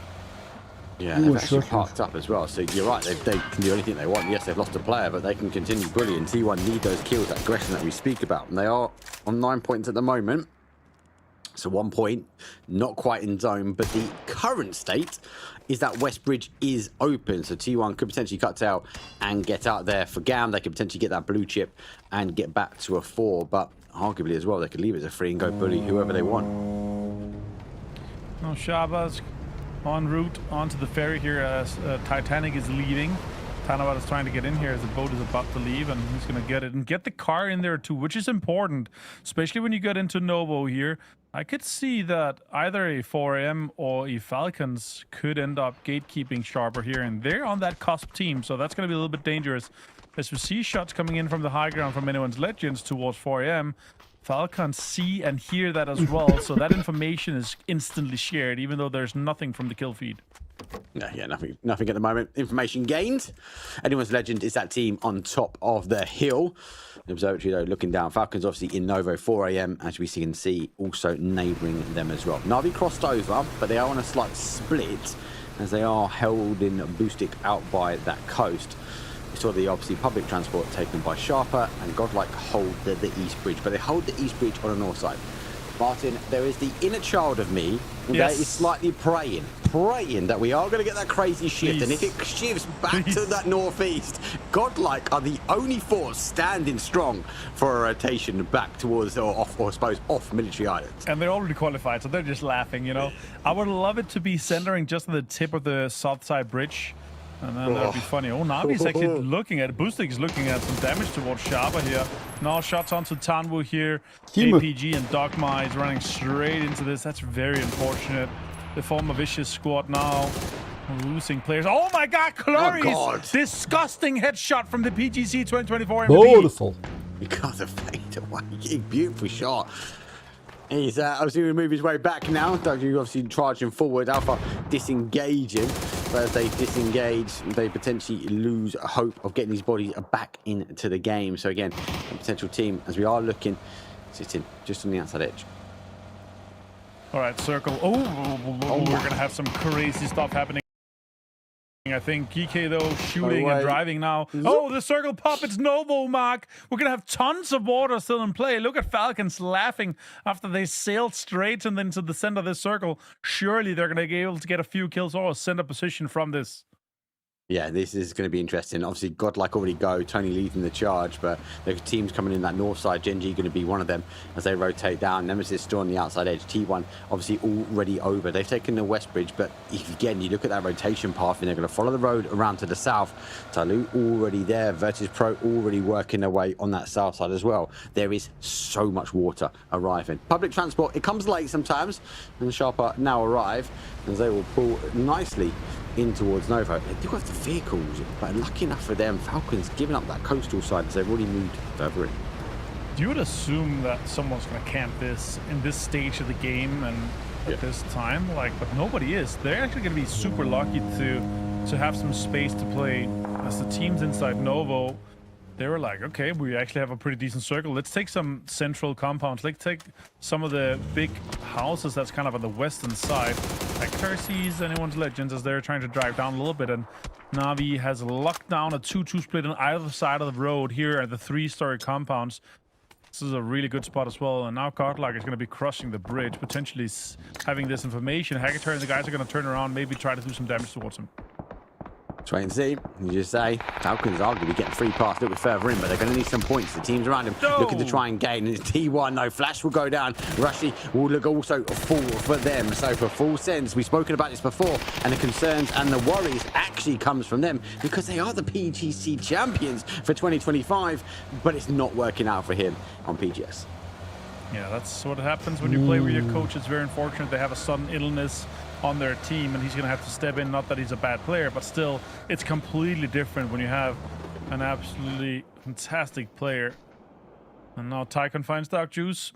APG continues to kind of wreck this a little bit here, making it a little bit difficult for GT. Now more shots comes in towards Nemesis here. Millman, hello my bad, engaging towards each other. Tycon finds the flush onto Dark Juice. Flash does happen, but again, the gamble is going to be, yes, it was a one and done, so to speak. Arguments would be they're already qualified before them, but a securing spot. GG find a boat. Now work their way over. Godlike still hold on towards that bridge. So again, they didn't take the quick route over. They took the safe route. For Godlike, they just need to try and find a way in. I suppose as comfortable as they're like. Genji, I suppose, again, that team's still sitting on, yes, there are in at the moment, but 26, I think the big question mark, is that going to be safe? Next circle mark pop here. We're going to go south, and we're going to have like a pseudo-Novo Hill rich ending here. Falcons looking to be really set here with a dead center spot. The question is, do they hold on to this 2-2 split or not? There could be some big situations happening here. And absolutely no problem for Sharper to get into the northern side too. VP looking good along the ridges too. And then we'll see if Tyloo is going to be able to push them as we go further. So again, big E pick up as well here for Geeky. A lot happening really. This is just a lot of movement. They might be able to get in as well, but they are going in close. Falcons have kind of gotten in together here now. This is a great spot for the barn compound. They're going to be able to hold on. And then we'll see what happens. Look, you mentioned it. Falcon's got a free pass, right? They've announced them to compound. That worries me though, Martin. Oh my God, they got a 3 point from the air. EJ goes down, swims. He might not have the hat of glory anymore, but he's got the shots on the point. Now they have to be cautious though. They go for that reposition, just looking if anyone is going to try and backfill. For them, they sit in the middle. It's okay at the moment. Godlike are now, again, working their way through, and they're going to run down the center of the town. It's a bit chaotic, but we'll wait and see. Vitality now also takes more bullets at the bullet range from Tango and the Expendables, as they have already qualified. Vitality might miss the cut. Oh my God, Tango hits the Levante as well. It looks like Vitality is done for. They're in 13th place, 14 points only. There's no way that they're going to be able to get more out of this one, it feels like.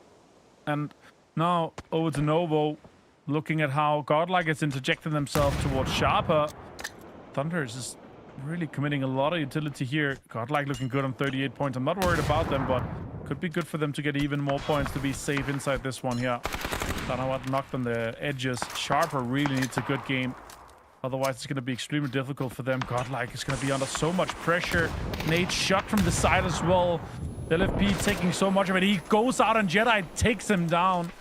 Super unfortunate here for Godlike, but they're 38 points. They're absolutely safe. There's no way there's going to be 6 teams passing them to put them on 9th place. So I'm not worried about them, but Sharper getting the points here is going to put the cutoff even higher. With Falcons now on 20, Tyloo 4 AM, Na'Vi, VP all in the chase.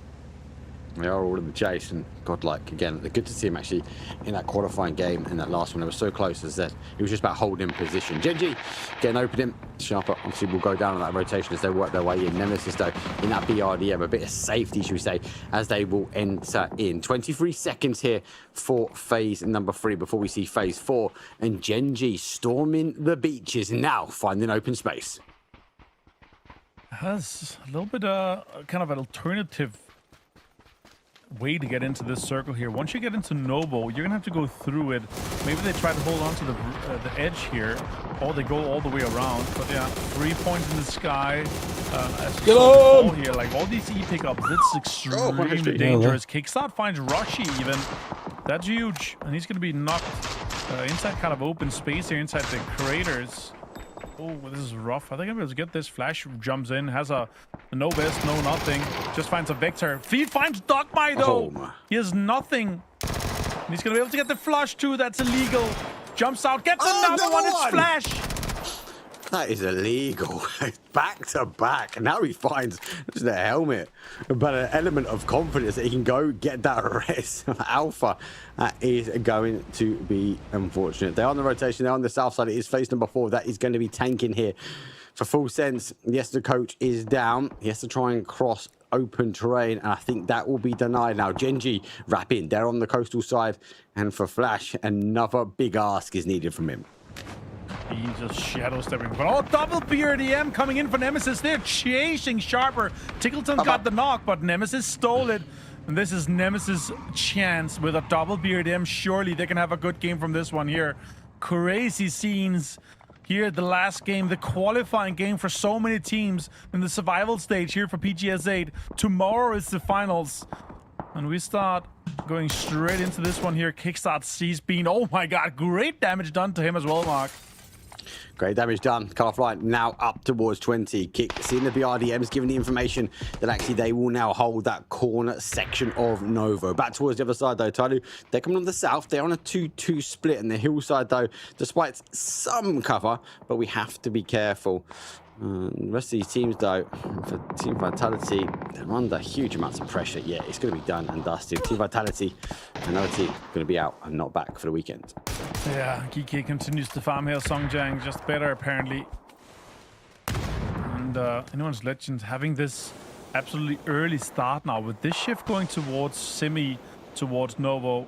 It puts on so much pressure. They have Na'Vi close, they have GT close, they have some full sense players, they have T1, and then ahead of them they have a 4am and a GK and a Tyloo that's hungry.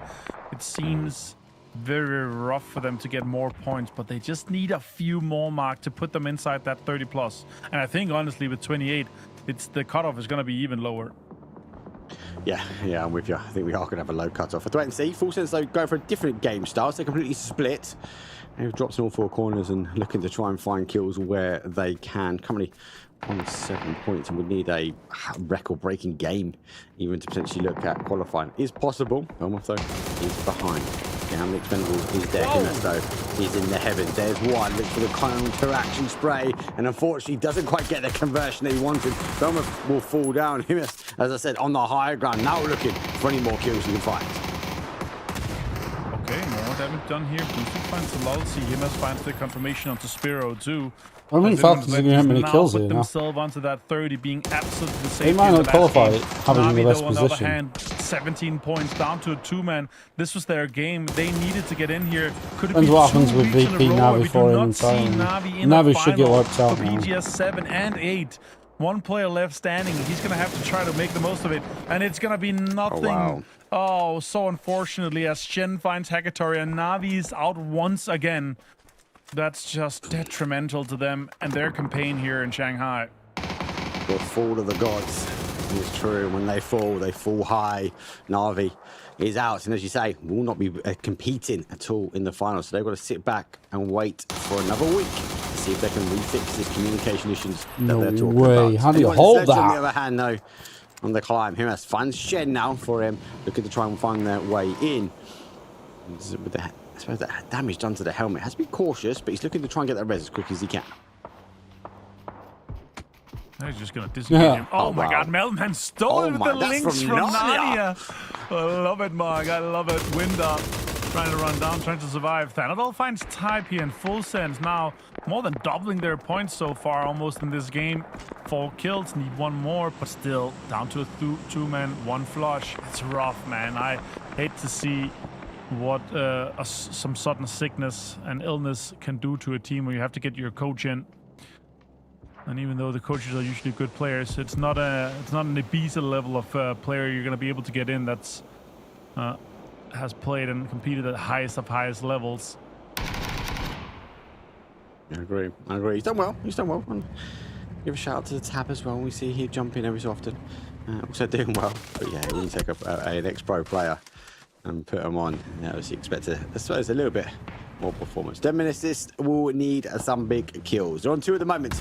They have a double BRDM. They have Genji closing in. Anyone's Legend on the high ground. Now trying to take the fight here towards 4 AM. They have the high ground advantage. He already jumps out though, but Spaceman brings him back to earth pretty quick. Great nade, does lots of damage here, 34, and the other guys are kind of clumped a little bit in together. That's going to get an easy spray down. Him has finds Spaceman here. Salute finds Melman on the other side of the fight here, but let's hold on to anyone's Legends and the 4 AM fight we see right now. More utility being committed. Look at that, more stun grenades. Destroy has a Panzerfaust out of Narnia too. It's a Meme, is the last player here from 4 AM.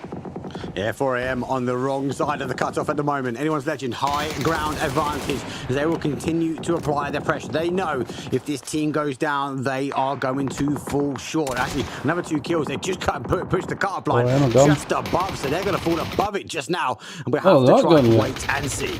What's wrong with the connection today? Now all the other teams here. Nemesis finds Genji here. Nemesis with a big campaign now could actually do it, but D, Salute still standing. Sosa finds D. Great little swap out here. Now Salute is the last player. He's going to jump in, try to disengage a little bit. Nemesis needs as many players left alive here for this one.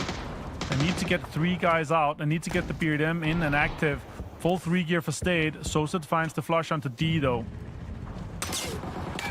As Tyler goes, this is massive. BRDM is pretty tanked. They've already lost 1. Steve Diffex going to try and hold. Zone now shifts away. Falcons on the outside edge. Again, the controller of who gets in versus not. Back towards the other side. T1 though, Store looking to try and get the climb. They're getting open in though, but Taidu finds one back. Heather will fall, and it is a huge battle on the side of the hill.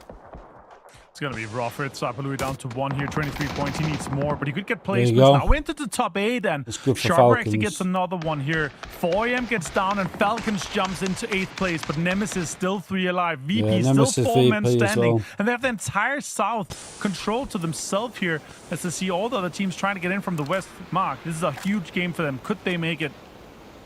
No, it's going to be a huge game where the fight happens at the top. I tell you what, let's jump in with VP's comms. They've got teams around them, but it's going to be really interesting to see how they kind of work into this final zone. They need to jump above them because they are in trouble. They can take this through to green wave. No, they're not in. And Falcons should like already be orange line. One is running into smokes, I think. Yeah, Boxbeard, yeah. It's already flaming. Yeah. He stopped in the smoke. Do we have nades next? I have 4. I have 3. I have 3. They might try and play into yellow tip because they see it, and then we can just nade it, okay? Yeah, can you let me know? I can see if they're going to the tip. They're just playing smokes for now. There's one tip on orange as well, somewhere halfway. I'm throwing smoke up on me, so they... Really good information. They are fully aware of Nemesis' potential plan here, but they also know where Falcons is. Genji goes out in 7th place. Now we're into the top 6. And look at that. Falcons just waiting for Sapalui to die. And now everyone is kind of trying to calculate here. We have 3 teams outside the cutoff, which is currently 25 for the next team. But Falcons are full 4 They can wipe out Nemesis. 23 points. Surely they get above Sharper here. Let's see what happens for this push for Falcons. If they can make something happen here. It's going to be a sandwich on Nemesis between Virtus Pro and for Falcons, Mark. Yeah, they've repaired underneath the BRDM now. They're going to get moving, and they're looking for the run over. Falcons dodge! No! Certainly finds Slimsy. Grenades. Will VP get off the gear? They're going to be careful. They jump out. Down, kick nice. Additional as Gustav though takes a huge amount of damage, but he's putting in potential Steed into the ground. Kickstart has a nade. He needs to get Diffix out here soon. We're going to see more damage in. Oh, T1 is out as well. Beautiful. More utilities being committed here. Kickstart got lots of kills. This is going to be plenty of points. And now it's down to just VP. Can they make it across the cutoff line here? They need 3 more kills. They have or 3 more points total. They take out VP. I tell you what, that's massive. VP's playing it smart though. They're holding on to the south side and trying to push GK off this side. Yeah, I kind of felt like it was a 50-50. Do VP know that they need to get past this team? Do they go aggressive, or do they play and hold for the area? This time, they've looked to try and hold and play for the area. Top 3 remain. It is down to VP, down to the Falcons. GK, though, a thorn in the side for both these teams. As why? Because they're already qualified. It'll be a little bit rough for them. As VP kind of pushes into a little bit of an off-angle spot. Falcons has all the control here. Surely it's just about getting GK out. GK is in a kind of a different side here. There's lots of rocks, lots of trees to play, but this slanted edge and rich towards the side of Falcons is really being beneficial to Falcons. They're going to have a good play in, but the control is just about VP. Look at the trap that's kind of set up from GK, though. Nixie's getting close to Songjang. He's sitting in a mole hole. And I'm not sure if they're fully aware of his location. Nixie's in the smoke, baiting with the car just a little bit. Beamy, full 3 gear and an arm. The green machine here. Can it do some damage towards the last green team on Falcons with it? Wait and see. They've got the high side, though. It is the better side. An ice cream truck in the background. Songjang has a really good spot here with the Rich working on. We do have another zone shift before we go center in phase 9, but we're going to have to see how that works out. Correct. Just going to make a little bit of a dip for himself on this next Rich inside the circle. It's going to work out nicely, and that's going to work to his benefit. He's now inside, and he's going to be able to wait. I think they're fully aware that there's a player out in this direction. Either they've heard him or they've seen him run there. Songjang has, I think, been digging for about 10 minutes to make a hole this big. But yeah, we'll see. He's digging to the finals. He's digging to the finals. Some needs to let him know he's already hit gold. But we'll have to wait and see now. The head-to-head will now go. Beamy, little spray will come in. Falcons looking to try and climb and secure their spot as they are already in. VP the challenger. But we saw this yesterday. They fell. But it's another opportunity as they launch in the cars, but they launch their way in and past a big dip. Will they pick up GK? Is it going to be a problem though? They do jump out. He looks for one, but he gets the first one opening. Second one goes through. He gets a second, but no, he will fall. Beamy will find him. It's a quick exchange, and Falcons also look to try and charge the mountain. Well, Beamy, front point man here, is trying to deny any space that GK is left to have. And these 2 kills alongside the placement would put VP in the 8th place to get them into the final. Our Esports World Cup champions from Paris just a month ago. Next team now in Shanghai, trying to conquer more to get more victories. Kind of in a decent spot to get Beamy off here. Great off angle. And Falcons got another circle shift towards their direction. You could hear how tilted Kickstart was in his interview, but this has been it. I wonder if Shrimpsy had the magnet hat on for this game. The hat of glory. We'll wait and see. Beamy. How do you not know he's there?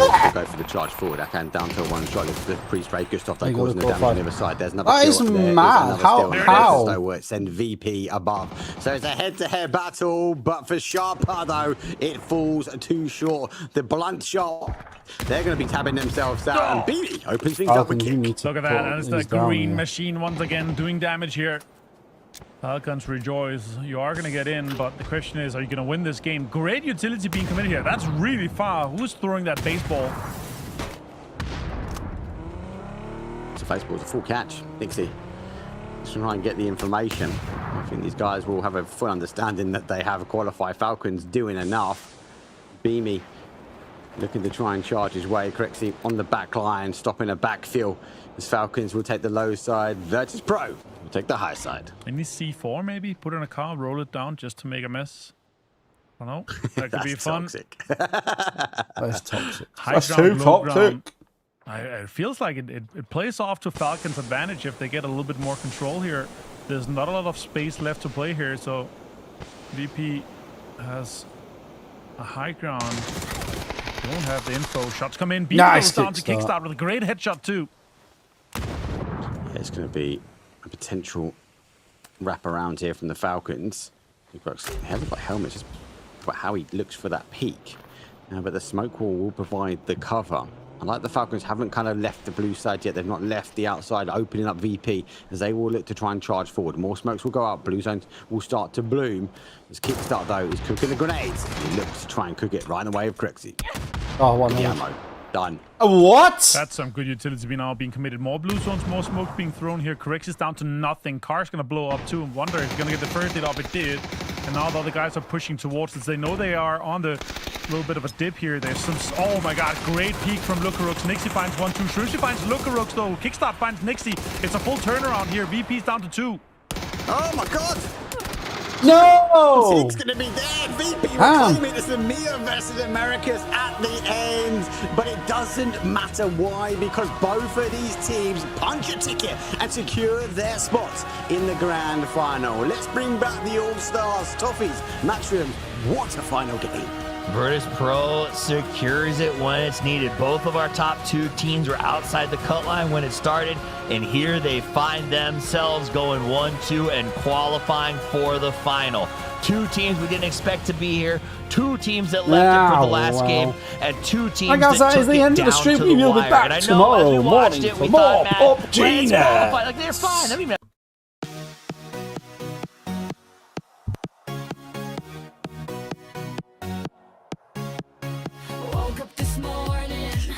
in the sky, got my bags packed, got that look in my eye. First stop is the stadium, the crowd's going wild, cheering and chanting, a victory compiled. The ball hits the net, the fans jump and shout. No room for worry, no room for doubt. From the field to the finish, a beautiful game. Call up the crew, let's all scream your name. From the football field to the sea, there's a whole world out there waiting for me. Drop a line in the water, a peaceful escape. Lost in the rhythm, a beautiful landscape. From the river to the road, the journey's the prize. Travel till morning beneath the bright skies. This is our anthem, our dance to the beat. We fish it in football, we can't be beat.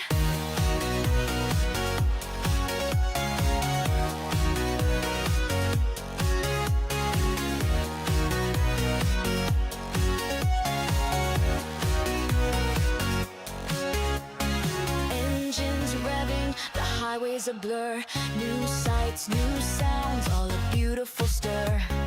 Different cities, different faces I see. Every new moment feels wild and so free. The world's a playground, a map for my feet. Every new place makes me feel so complete. Next stop the river, the boats in the bay. Cast out a line, watch the sun fade away. From the football field to the open sea, there's a whole world out there waiting for me. Drop a line in the water, a peaceful escape. Lost in the rhythm, a beautiful landscape. From